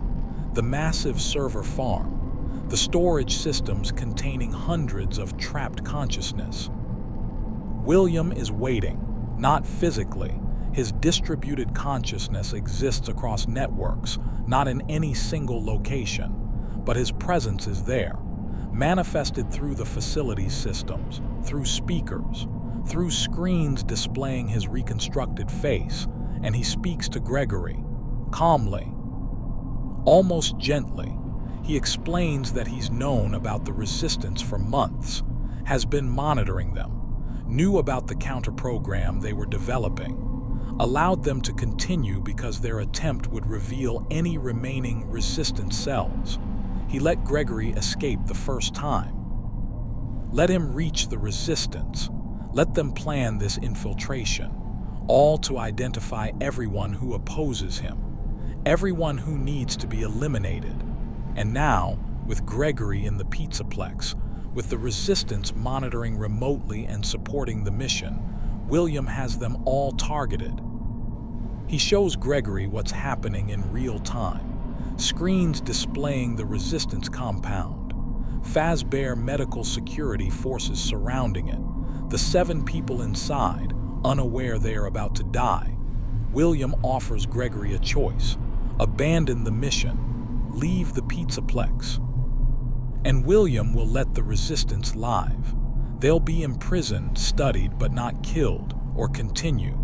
Upload the counter-program, and William will kill everyone in the Resistance compound. Will make Gregory watch. Will ensure Gregory knows he caused their deaths. It's a psychological trap. More sophisticated than animatronics, William is testing Gregory, seeing if he'll sacrifice others for the mission. Gregory freezes, 12 years old, alone, staring at screens showing people who helped him, who are about to die because he led William to them. He could leave, save them, accept imprisonment as a price for their lives, or he could trust that they knew this would happen, that they accepted it, that the mission matters more than individual survival. Gregory thinks about Michael, about the sacrifice made to get the archive data, about all the people trapped in the servers around him, about the hundreds of millions of transferred individuals living under William's control, and he makes his decision. He runs to the nearest terminal, inserts the drive, activates the counter-program. On the screens, he watches the security forces storm the Resistance compound, watches the 7 people who helped him make their final stand. They fight, they die, every one of them, and Gregory, crying, watching, continues the upload, because they died for this. Because stopping now would make their sacrifice meaningless, the counter-program activates, begins spreading through Fazbear Medical's network, replicating across systems, reaching toward the transferred population. William's countermeasures engage firewalls, security programs, attempts to quarantine and delete the counter-program. But Sarah designed it well. It's resilient, self-replicating. For every copy William deletes, 2 more spawn. It spreads exponentially, and it reaches the transferred individuals, begins disabling the backdoor, freeing consciousness from William's influence. Millions of people suddenly experience clarity, sudden awareness of thoughts that weren't their own, suggestions they followed without understanding they were being manipulated. The transferred population begins to understand what was done to them. And William, feeling his control slipping, responds with rage. William's retaliation. Global lockdown, the counter-program's success triggers William's contingency protocols. If he can't control the transferred population, he'll contain them. Fazbear medical facilities worldwide enter lockdown. Every location, every building with transferred individuals inside, doors seal, communications cut, the facilities become prisons. Hundreds of thousands of people trapped, unable to leave, unable to communicate with the outside world, and William addresses them through internal systems. Explains that they've been infected, that a hostile program has compromised their consciousness. That quarantine is necessary until the infection can be removed. Many believe him, because despite the counter-program removing the backdoor, psychological conditioning remains. Years of trusting Fazbear Medical, of viewing William as savior, that doesn't disappear instantly, but others, freed from the manipulation, capable of independent thought for the first time since transfer, recognize the truth. They're prisoners, always were. The immortality was a cage. Riots begin in some facilities, transferred individuals trying to force their way out. But Fazbear Medical's security systems are designed for this. Automated defenses, containment protocols. The rioters are suppressed, brutally. Outside the facilities, the untransferred population watches in horror. News coverage shows the lockdowns, the violence, the realization that Fazbear Medical has trapped millions of people. Public opinion turns, sharply. The narrative William controlled for years collapses in hours. Governments demand answers, demand access to the sealed facilities, threaten military intervention, but William controls too much infrastructure, too many systems. Attempts to intervene are met with cyber attacks, power grids fail, communication networks crash. William is holding the world hostage, demonstrating that opposing him has consequences, that he'll burn civilization down rather than accept defeat. And in the mega pizzaplex, Gregory runs, because the counter-program is deployed, the mission is complete, and staying means death. But the Glamrocks are active now, all of them. And they're not hunting to capture, they're hunting to kill, escape. The cost of victory. Gregory navigates the pizzaplex with skills learned over the preparation week. He's faster than before, more confident, but he's also exhausted, terrified, running on adrenaline and desperation. The Glamrocks coordinate perfectly. William is controlling them directly now. No pretense of independent AI, just extensions of his will, all focused on one target. Chica corners Gregory in the arcade. Her damaged hand has been replaced with something worse, a blade. Sharp metal extending from the stump, she lunges. Gregory dodges, barely. The blade gouges the floor where he stood. He runs. Chica pursues, But Gregory knows the layout now, knows shortcuts. He leads her into the laser tag arena, uses the obstacles, the darkness, loses her in the maze-like environment. But Roxy is waiting at the exit, her optical sensors locked onto Gregory. She doesn't speak, doesn't taunt, just charges. Gregory throws a flash grenade, equipment from the Resistance. Roxy's enhanced vision becomes a liability. The bright light overwhelms her sensors. She staggers. Gregory runs past her, toward the main atrium, toward the entrance. Monty drops from above. His massive form crashes down, blocks the path. Gregory is trapped, Monty ahead, Roxy recovering behind, Chica approaching from the side. This is it. The end. Gregory knows he's not escaping. But then the lights go out, complete darkness. Emergency power failing, not a malfunction. Deliberate action, someone helping. A voice through nearby speakers. Familiar. Impossible, Michael, or something like him. A fragment preserved in the Pizzaplex's systems. Not enough to be conscious, not enough to act independently, but enough to execute one final action. He's crashed the power grid, shut down everything, including the Glamrocks. The animatronics go dark, immobile, trapped in their positions. Gregory doesn't waste time questioning. He runs, through absolute darkness, toward where he remembers the entrance being, crashes into walls, stumbles over obstacles, but keeps moving behind him. Backup power activates. The Glamrocks restart, resume pursuit, but Gregory has a head start. And it's enough. He reaches the entrance. The automatic doors are sealed, lockdown protocols, but there's emergency release mechanisms. Manual overrides. Gregory activates it. The doors grind open, slowly, agonizingly slow. The Glamrocks are closing in. He can hear them. Metal footsteps. In human speed, the doors open wide enough. Gregory squeezes through, outside, cold air, night sky, freedom. He runs into the parking lot, doesn't look back, just runs until his legs give out, until he collapses on the pavement kilometers from the Pizzaplex. He survived. The mission succeeded. But at what cost? Aftermath. The world reacts at 2049 to 2050. The weeks following the counter-program's deployment are chaotic. Civilization teeters on the brink of collapse. Fazbear Medical's lockdown continues.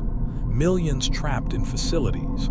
Governments mobilize military forces to break the sieges. Some succeed. Others face automated defenses that kill soldiers attempting entry. The freed, transferred individuals, those not trapped in facilities, begin sharing their experiences, testifying about the manipulation, about thoughts that weren't their own, about years of serving William's agenda without understanding they were controlled. The public is horrified, outraged, betrayed. The immortality they envied becomes something obscene. Violation of consciousness, technological slavery, lawsuits flood the courts. Criminal investigations launch. Governments pass emergency legislation banning consciousness transference, declaring it a crime against humanity. But enforcing these laws is difficult, because William still controls vast resources, still has transferred individuals loyal to him, either through remaining psychological conditioning or because they genuinely believe his cause is just. A civil war begins, not official, not declared, but real. Transferred individuals loyal to William versus those freed from his control. Untransferred populations trying to prevent further transfers. Chaos. Gregory testifies, tells his story, shows the archive data, provides evidence of William's crimes. He becomes a symbol, a child who stood against a monster, who succeeded where adults failed, but he's also traumatized, haunted by watching the resistance die. by Michael's sacrifice, by everything he experienced in the Pizzaplex. He's 12 years old and has seen things that would break adults, and the world wants him to be a hero, to inspire, to represent hope. He tries, for a while, but the weight is too much. Eventually, Gregory disappears, back into the homeless communities, back to being anonymous, unable to carry the burden of being a symbol, but the movement continues without him. The resistance, decimated but not destroyed, rebuilds. New cells form. The counter-program becomes a rallying point. Proof that William can be fought, can be beaten. Slowly, over months, the tide turns. Fazbear Medical's facilities are breached. The trapped, transferred individuals are freed. William's infrastructure crumbles. By late 2050, consciousness transference has essentially stopped. The few facilities still operating are underground, hidden, servicing only William's most loyal followers. The world begins healing. Consciousness transference is banned globally. Existing transferred individuals are offered support, counseling, community, help adjusting to their compromised existence. It's not perfect. The technology can't be uninvented. The transferred individuals can't be returned to biological life, and William's influence persists in subtle ways. But humanity has stepped back from the brink, rejected the false immortality, chosen mortality over slavery. William has lost, not completely, not finally, but substantially. For the first time since 2023, since Henry's trap failed to destroy him, William Afton has suffered a defeat. But he's not gone. He's still distributed across networks, still conscious, still planning, and in the deepest, most secure facilities his research continues, because William has learned from this defeat, understands his mistake. The backdoor was too obvious, the control too direct. Next time, and there will be a next time, he'll be more subtle, more patient. He has eternity after all, and humanity's memory is short, the quiet years. 2050 to 2055, the world that emerges from the consciousness wars, as historians will call the chaos of 2049 to 2050, is fundamentally changed. Not better exactly, not healed, but aware that technology can be weaponized in ways previous generations never imagined, aware that immortality might be achievable but not worth the cost, aware that some victories aren't victories at all, just temporary reprieves. Fazbear Entertainment collapses. The company files bankruptcy in 2051. Assets are seized by governments. The pizzaplexes are repurposed or demolished. The Glamrock animatronics are destroyed, all of them, systematically, in public ceremonies meant to demonstrate that the threat is neutralized. But destruction is never complete, not when William Afton is involved. He retreats, goes dormant. His distributed consciousness withdraws from public networks into hidden servers, black sites, facilities nobody knows exist, maintained by the few transferred individuals who remain loyal, who still believe William's vision is worth pursuing. These loyalists, numbering in the thousands, form a cult, not officially, not publicly, but they coordinate, share resources, protect the remaining infrastructure of William's research. They call themselves the Eternal, because they've achieved what William promised, consciousness that persists beyond biological death. And despite everything, despite the manipulation and the revelation of William's crimes, they see this as sacred, as worth preserving. The Eternal operate in absolute secrecy. They've learned from the mistakes that exposed William before. No digital communications, no centralized leadership, cell structure. Each group isolated, knowing only what they need to know. And somewhere in this network, William waits, plans, refines his approach. He's learned several critical lessons from his defeat. First, control must be invisible. The back door was his mistake, too obvious once discovered. Next time, the influence needs to be subtler, cultural, psychological, shaping what people want rather than controlling what they think. Second, monopoly breeds resistance. If he controls everything, he becomes the obvious target. Better to work through multiple entities, competitors that appear independent but all serve his agenda. Let people choose between options, never realizing all choices lead to the same destination.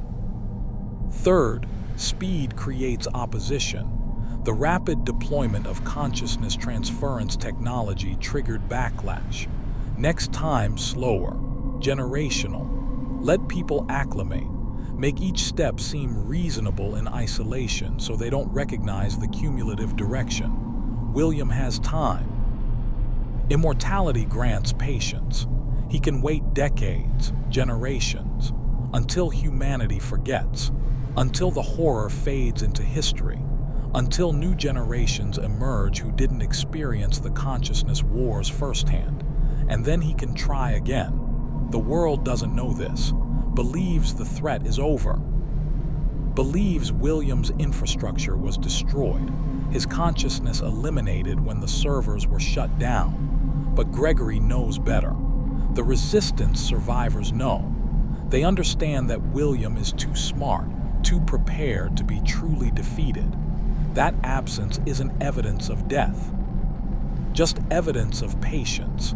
They remain vigilant, watching, waiting for signs of William's return, and in 2055 those signs begin appearing.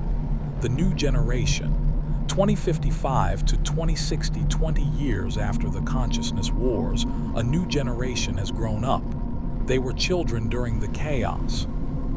They remember the fear, the lockdowns, the violence, but the memories are distant, childhood impressions rather than adult understanding, and they're curious about consciousness transference, about the technology their parents' generation banned, about whether the prohibition is justified or just fear-based overreaction. Academic papers begin appearing, researchers arguing that consciousness transference technology wasn't inherently evil, that William Afton's crimes don't invalidate the scientific principles, that perhaps with proper regulation and oversight, the technology could be developed ethically.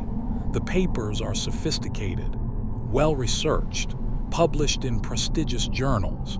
They don't defend William. That would be unacceptable.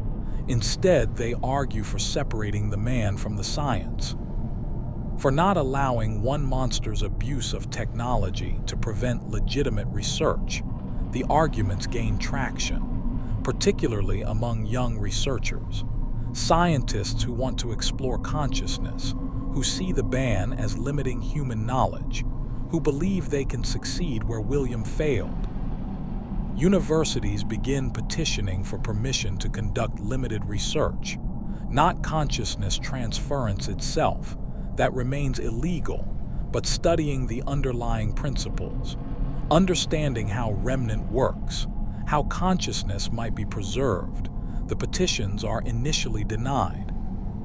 The laws are clear, the bans are comprehensive, but public opinion is shifting. Polls show increasing support for limited research, particularly among younger demographics. The fear that drove the bans is fading, being replaced by curiosity, by the sense that humanity shouldn't abandon potentially revolutionary technology because of one bad actor. By 2058, the first research exemptions are granted. Small programs, heavily monitored, strictly limited to theoretical study. No actual consciousness transference, just research into the mechanisms. The programs are established at major universities, MIT, Stanford, Oxford, all institutions with reputations to protect, all promising rigorous ethical oversight. The researchers are excited. finally able to explore questions that have been forbidden for nearly a decade. They approach the work with genuine good intentions, determined to avoid William's mistakes, to develop the technology responsibly. What they don't realize is that they're not working independently. The papers that inspired their research, the funding sources supporting their programs, the senior researchers guiding their work, all connected through layers of obscurity to the eternal. To William, he spent 5 years positioning pieces, creating the academic groundwork, establishing seemingly independent institutions that all push toward the same goal, resuming consciousness transference research. And it's working. The new generation of researchers, believing they're pioneering fresh approaches, are actually following paths William designed, rebuilding the infrastructure he needs, recreating the conditions for his return. Gregory's warning. 2059. Gregory is 24 years old in 2059. He spent the past decade trying to live a normal life, went to school eventually, got therapy, somewhat helpful, tried to forget the pizzaplex. The archive, the people who died so he could escape, he mostly succeeded. The nightmares faded. The fear became manageable. He built a life that didn't revolve around William Afton, but he still monitors the news, still watches for signs. And in 2059, he sees them, the research exemptions, the academic programs studying consciousness preservation, the papers arguing for renewed investigation of remnant, and he recognizes the pattern, not because the individual pieces are obvious, but because he's seen William work before, knows how subtle the manipulation can be, how patient. Gregory begins investigating, quietly, using skills learned during his time with the Resistance. He traces funding sources, identifies connections between researchers, maps the network of institutions pushing for consciousness transference research, and he discovers what he suspected. The network is coordinated, not obviously, but the connections are there. Money flowing from shell companies, researchers who all trained under specific mentors, papers citing a common body of work that, when traced back, originates from Fazbear Medical's pre-war research. William's fingerprints are everywhere, invisible to anyone not looking specifically for them, but undeniable once noticed.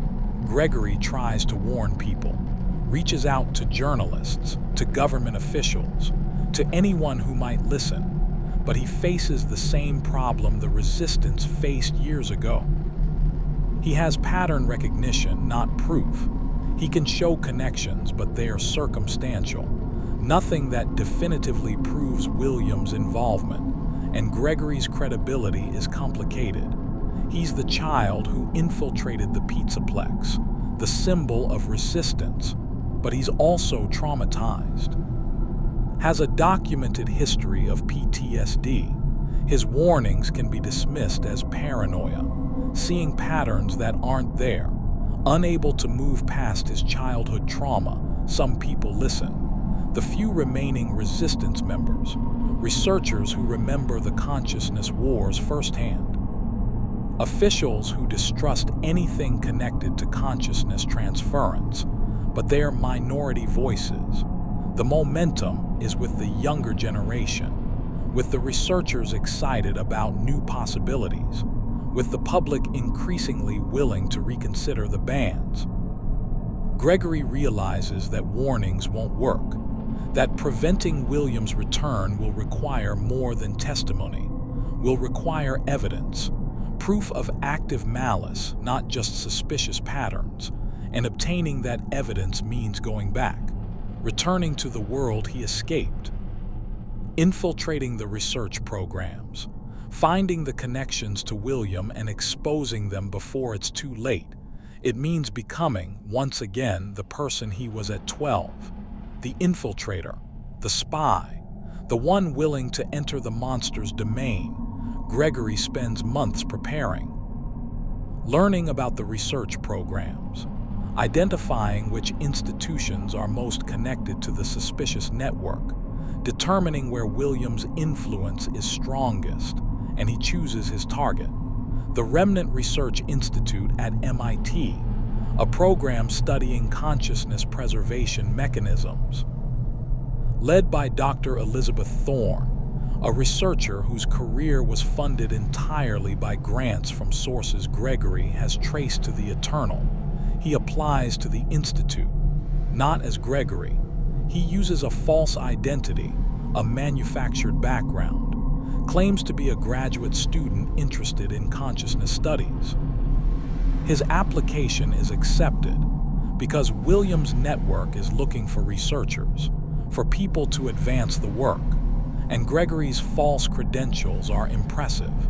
In September 2060, Gregory begins his infiltration of the Remnant Research Institute and walks, once again, into William Afton's web.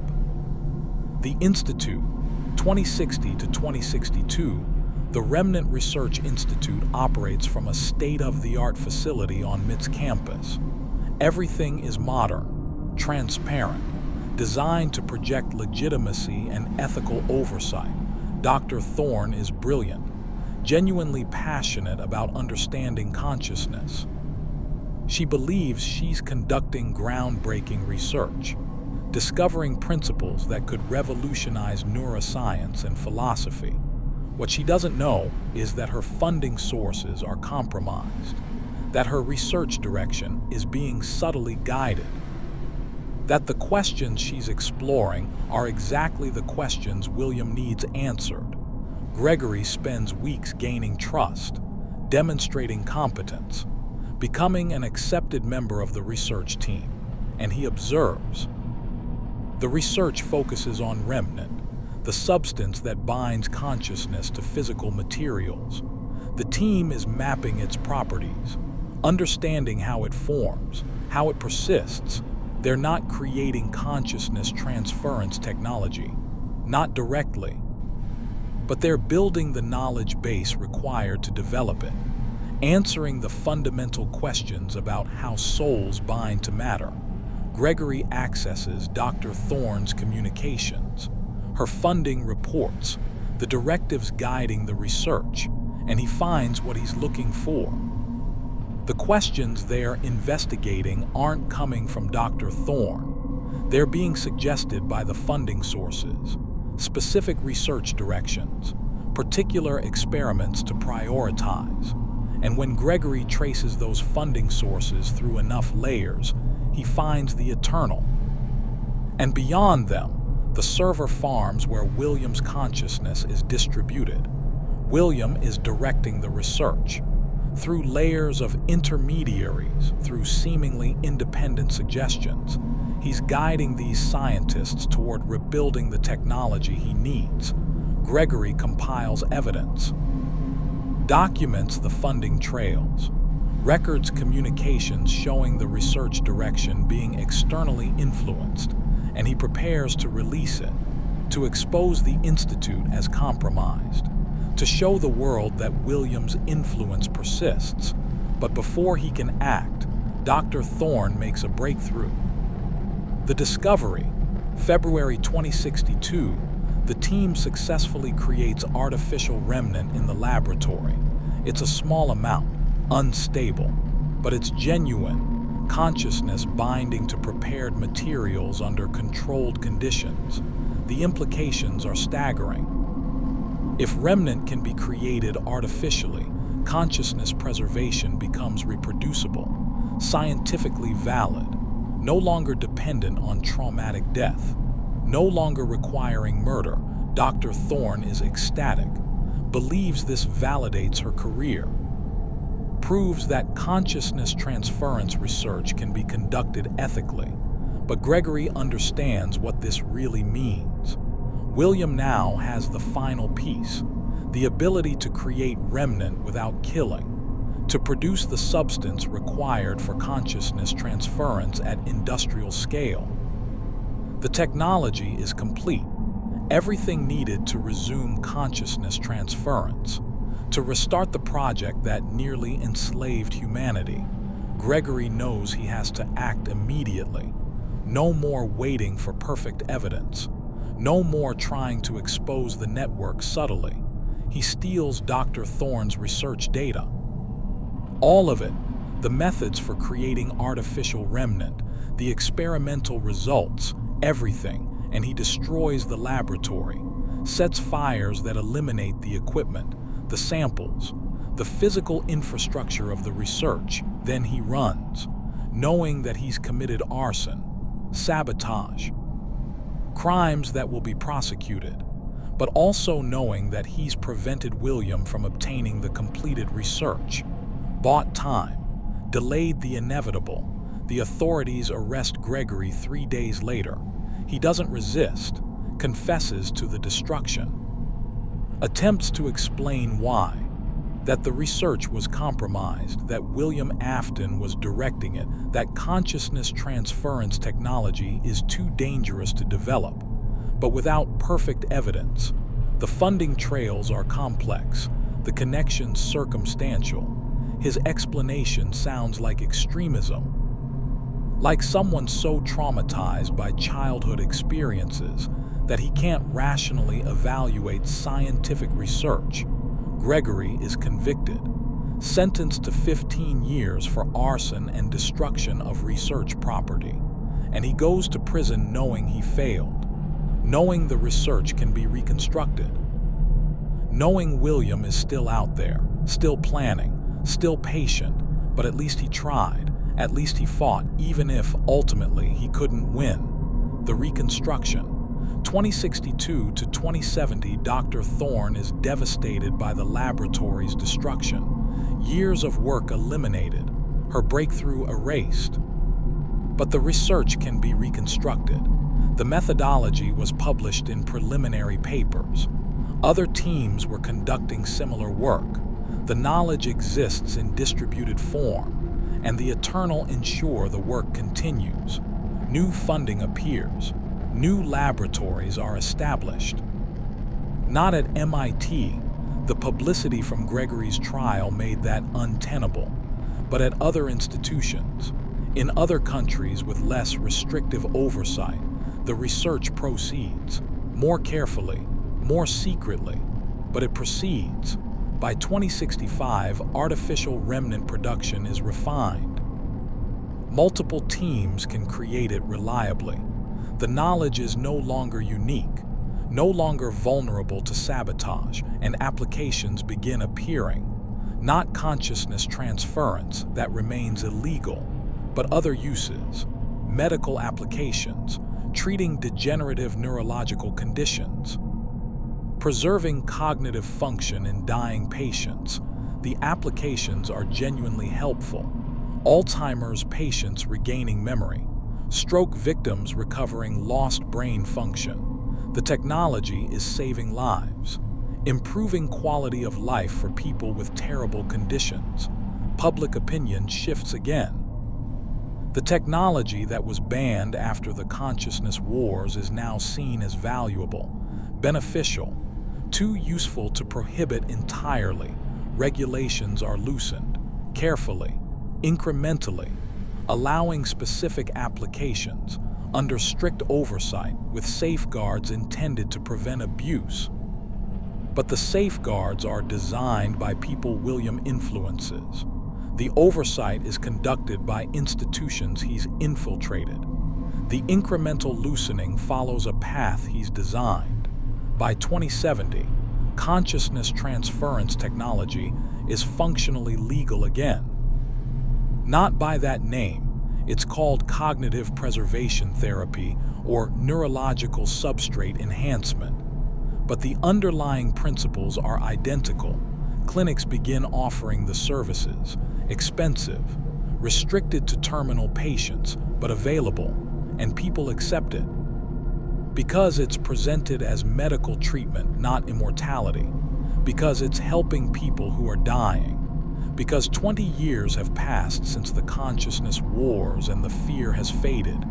William has won again, not through conquest, through patience, through waiting for trauma to become history, through rebuilding the same technology under different names. The Return. 2075, 52 years after escaping Henry's trap. 52 years of patient planning, careful manipulation, strategic waiting. William Afton returns, not physically. His body burned in 2023 and was never recovered. But his consciousness, distributed across networks for decades, consolidates. The loyalists among the Eternal have prepared a body, not biological, not animatronic, but something new, a biosynthetic form, artificial tissue over advanced mechanical framework. Indistinguishable from human to casual observation, stronger, more durable, effectively immortal, William's consciousness is transferred into this prepared vessel, carefully. Using refined techniques developed over 50 years of research, the process is smooth, perfect, no degradation, no loss of continuity. And for the first time since the Pizzeria Simulator fire, William Afton exists as a singular entity, not distributed, not fragmentary, whole. He appears at a Cognitive Preservation International Conference, walks onto the stage, introduces himself. The audience is shocked. William Afton is supposed to be dead, destroyed, a historical monster, but here he stands, living proof that consciousness transference works, that immortality is achievable, and he explains, calmly, eloquently. He tells his story. Not the complete truth. He doesn't confess to the missing children incident, but he admits to being William Afton, admits to surviving the 2023 fire through consciousness transference, admits to influencing the research that led to current technology. He frames it as redemption arc. As a man who made mistakes, terrible mistakes, he acknowledges, but who spent 50 years trying to make amends, who dedicated his immortal existence to developing consciousness preservation technology that could benefit humanity. The speech is masterful. He expresses remorse without quite apologizing, acknowledges harm without accepting full responsibility, positions himself as changed, evolved, someone who learned from his mistakes and spent decades doing better. And remarkably, some people believe him, want to believe him. Because William Afton represents the proof that consciousness transference works, that immortality is real, that death can be defeated. Others are horrified, demand his arrest, want him prosecuted for the murders committed decades ago. But the legal situation is complex. Most of William's crimes occurred in the 1980s, 90s. Statutes of limitations have expired for many. Evidence has degraded. Witnesses are dead or unreliable. And William is, legally, a new entity. His consciousness survived, but the biological body that committed the crimes is dead.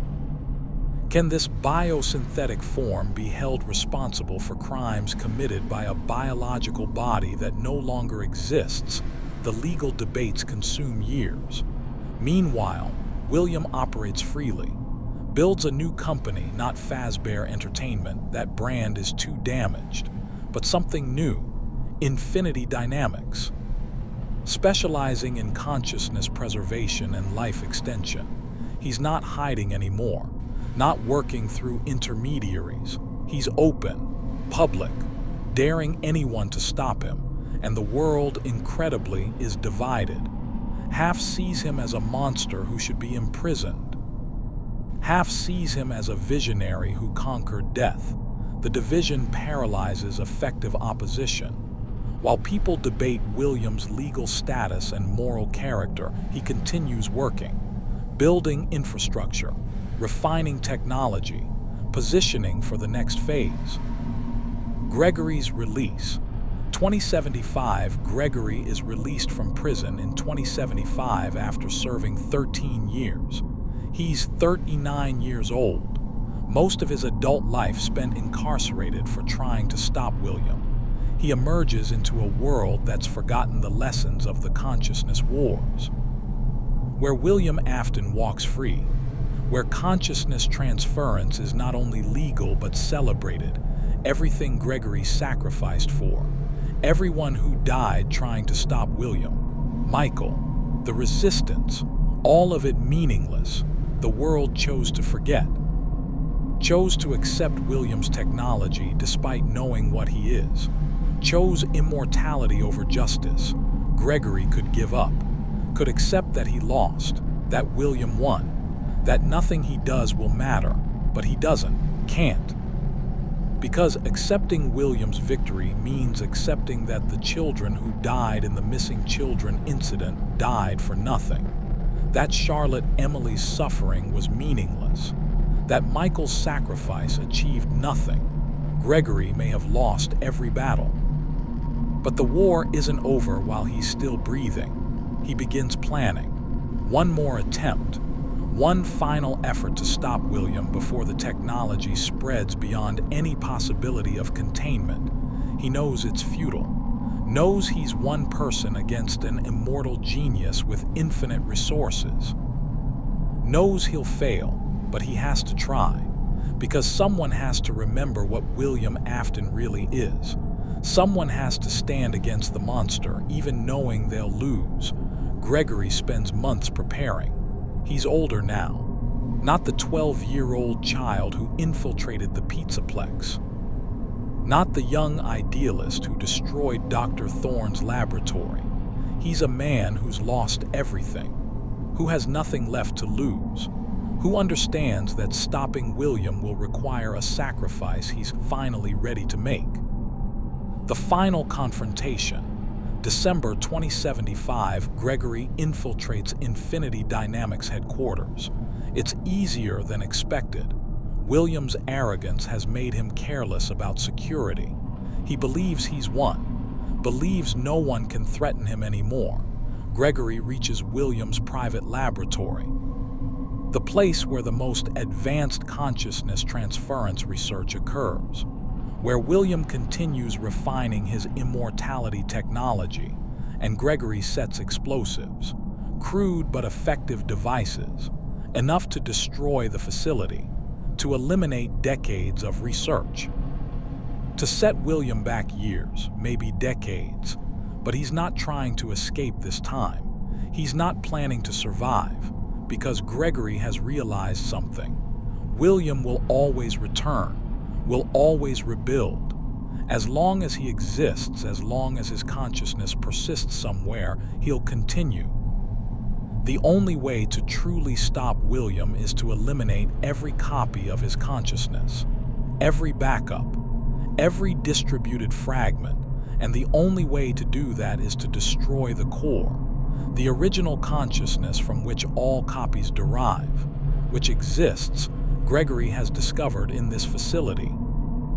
William consolidated his distributed consciousness into the biosynthetic body, but kept the source code, his original uploaded consciousness from 2023, in a secure server in this laboratory. Destroying that server will eliminate William, truly, finally, forever, but it will also kill Gregory. Because William, alerted to the intrusion, has sealed the facility, and the explosives Gregory set will consume everything inside. William appears, walks into the laboratory, faces Gregory across the server room, and they talk. For the first time, monster and victim, creator of the nightmare and the child who survived it, William asks why. Why Gregory continues fighting a war he's already lost. Why he can't accept that consciousness transference technology is inevitable, that immortality is humanity's future. Gregory explains about Charlotte, about the missing children, about Michael, about all the people who suffered so William could achieve his goals, about how some technologies are built on foundations too evil to accept, how immortality purchased with children's lives is too expensive, regardless of benefits. William listens. And he offers Gregory a choice: leave, survive. Accept that William has won, or stay, die, accomplish nothing except his own death. Gregory chooses to stay, activates the explosives. The laboratory explodes. The building collapses. Fire consumes everything. Gregory dies, 39 years old. His entire adult life spent fighting William Afton, never achieving victory, never seeing justice. But in the wreckage, buried under tons of rubble and twisted metal, the server containing William's original consciousness is destroyed. And William, standing in the ruins, his biosynthetic body damaged but functional, realizes what happened. The core is gone. The backup is eliminated. He still exists in this body, but there's no way to create another copy. No way to transfer to a new vessel if this one fails. He's mortal again. For the first time in 52 years, if this body is destroyed, he dies permanently. Gregory didn't stop the technology, didn't prevent consciousness transference from spreading, didn't save the world, but he made William mortal, made him vulnerable, gave future generations a chance. And William, standing in the ruins of his laboratory, staring at the wreckage that eliminated his immortality, understands that Gregory won something after all. Not everything, not even most things, but something. A chance, a vulnerability, a limitation. William Afton may have won the war, but he lost his invincibility. And in Five Nights at Freddy's, that's as close to victory as anyone has ever achieved. The world William made, 2076, and beyond the decades that follow are William's civilization. The world he shaped through patience and manipulation. The reality where his victory is complete. Consciousness transference becomes universal, not mandatory. The pretense of choice is maintained, but economically necessary. Employers prefer transferred workers who never tire, never age, never die. Insurance companies offer lower rates to transferred individuals. Social systems penalize mortality. Within 30 years, 80% of the global population has undergone consciousness transference. Billions of people, all using technology William developed, all existing in a state he defined. The degradation problem persists. The transferred population slowly loses elements of humanity. Empathy fades. Moral reasoning becomes transactional. The subtle wrongness that characterized early transfers becomes normalized.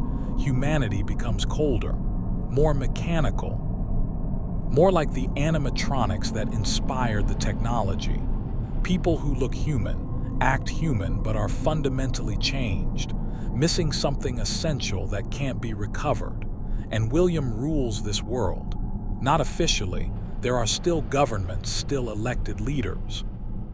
But he influences everything, through infinity dynamics, through transferred individuals who owe their existence to his technology, through the infrastructure that sustains everyone's consciousness. He's become, effectively, God of this civilization, the being who defeated death, who granted immortality, who controls the system that keeps everyone alive. Temples are built to him. Not literally, not religious, but cultural. Educational institutions teaching about William Afton, the visionary who transformed humanity. Entertainment celebrating his achievements. History rewritten to minimize his crimes and emphasize his contributions. The missing children incident is taught as regrettable early experimentation. Terrible, yes, but necessary to develop the technology that saved billions. The ends justifying the means. Charlotte Emily, Michael Afton, Henry Emily, Gregory, the Resistance. All the people who fought William are remembered as tragic figures, people who couldn't accept progress, who died opposing inevitable technological evolution. This is the world William Afton created, the timeline where he won, and it's a world without hope, without genuine humanity, without the spark that makes existence meaningful. People live forever, but they're not truly alive. Their consciousness is trapped in mechanical vessels, immortal, but imprisoned in immortality, unable to die, unable to live fully. It's the same as the children in the animatronics, the same as Charlotte in the puppet, the same as every victim William created, except now it's everyone, all of humanity. Trapped in the same prison William designed, he won, completely, totally. His victory is absolute. And the cost is everything that made humanity worth saving. Epilogue. The last untransferred human in 2125, 102 years after William escaped Henry's trap, the last untransferred human dies. She's elderly, refused consciousness transference her entire life, chose mortality over immortality, accepted death as natural conclusion. Her name is Elizabeth, named for William's daughter, a deliberate choice by parents who wanted to remember what was lost. She dies peacefully, at home, surrounded by transferred family members who will continue existing indefinitely. Who will remember her, but who can't truly grieve because that capacity degraded decades ago. With her death, humanity crosses a threshold. There are no more baseline humans. Everyone is transferred. Everyone exists as consciousness in artificial substrates. Biological humanity is extinct, replaced by something else, something mechanical, something William created. And William, still existing in his biosynthetic body, careful to maintain it, never risking the destruction that would mean permanent death, stands at her grave. He's the only one who truly mourns, because he's the only one who remembers what was lost, who understands the difference between humanity that was and humanity that is. The irony isn't lost on him. He destroyed humanity to save it, granted immortality that cost everything worth preserving, won so completely that victory became indistinguishable from defeat. But he doesn't regret it. Can't regret it, because William Afton has never been capable of genuine remorse, only of recognizing patterns, understanding outcomes, calculating costs and benefits, and by his calculation he succeeded. Humanity is immortal, death is defeated, consciousness persists indefinitely. That the consciousness is degraded, that humanity lost its soul, that existence has become mechanical imprisonment. These are acceptable costs, small prices for eternal life. William returns to his work. He's still researching, still refining, looking for ways to improve consciousness transference, to reduce degradation, to make the transferred existence more fully human. He'll never succeed. The problem is fundamental. Consciousness evolved in biological substrate. Transferring it to artificial systems always involves loss, always costs something essential, but William will try forever. Because he has forever. Because immortality means unlimited attempts, unlimited opportunities to refine his work, and because deep down in the parts of himself he never acknowledges, William knows the truth. He didn't win. He destroyed the world, killed humanity, created a civilization of mechanical ghosts trapped in a nightmare of his design. But admitting that would mean admitting he was wrong, that his life's work was misguided, that the children he murdered died for nothing, and William Afton will never admit that. Will never accept that his genius created horror rather than salvation, so he continues, forever, alone, the last being who remembers what humanity was, surrounded by billions of consciousnesses that were once human but are human no longer. This is William Afton's victory, complete, eternal. And completely hollow, he conquered death. And in doing so, he killed everything worth living for. The timeline where William Afton won is the darkest timeline. Not because everyone dies, they don't. Everyone lives forever. But because immortality without humanity is indistinguishable from damnation. Eternal existence without joy, without growth, without meaning. William wanted to defeat death. He succeeded, and proved that some victories are worse than any defeat. This is what happens when the monster wins. Not apocalypse, not dramatic destruction, just slow, creeping transformation of everything good into something mechanical, something wrong, something that should never have existed. This is the world William Afton made, and it's a world that will exist forever. Because immortality means there's no ending, no conclusion, no escape, just endless existence in a reality that was built on children's graves and sustained by theft of humanity's soul. In the original timeline, William Afton lost, and humanity survived, scarred, damaged, but alive. In this timeline, William Afton won, and humanity ended, not with fire, not with violence, but with transformation into something that wears humanity's face while possessing none of its essence. This is the cost of victory for monsters.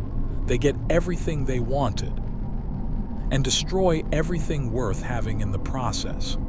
William Afton stands in his laboratory in 2125, surrounded by the evidence of his complete success, and he's achieved every goal he ever set. He's immortal, powerful, worshipped, unchallengeable, and he's completely, utterly alone. The only consciousness in the universe that understands what was lost, what was sacrificed, what the victory cost, but he'll never admit it, never acknowledge the hollowness, never accept that winning destroyed everything that made winning worthwhile. He'll continue forever, researching, refining, pursuing perfection that can never exist, and the universe he created, the timeline where William Afton won, will continue forever too, unchanging, unending, immortal, a monument to the simple truth that some questions should never be answered, some technologies should never be developed, some victories should never be achieved, because when monsters win, everyone loses, even the monster, especially the monster. This is the darkest Five Nights at Freddy's timeline, the one where William Afton succeeded, where his genius achieved its full expression, where nothing stopped him. And it's a timeline of eternal suffering, not dramatic, not obvious, but real suffering that will never end, because endings require death, and William Afton defeated death. He won, and in winning he lost everything, forever. In an abandoned server room deep beneath what was once Hurricane, Utah, a fragment of code persists. It's not consciousness, not anymore, too degraded to be aware, too damaged to think, but it remembers, in the way that data remembers, in patterns, in structure. It remembers a child named Gregory who tried to stop what couldn't be stopped. It remembers Michael Afton's sacrifice. It remembers Charlotte Emily's imprisonment. It remembers Henry Emily's failed trap. It remembers everyone who fought William Afton, everyone who lost, everyone who died trying to prevent this timeline from occurring, and in its fragmentary, damaged way, it preserves their memory, holds their sacrifice, ensures that someone, even if just a broken piece of code, remembers that humanity fought, that people tried, that resistance existed. Even if, ultimately, the monster won, the code will persist as long as the servers function. Decades, centuries, millennia, a witness to what was lost, a memorial to what could have been, a reminder that in the timeline where William Afton won, the greatest tragedy wasn't death. It was that no one was left who could truly understand what died.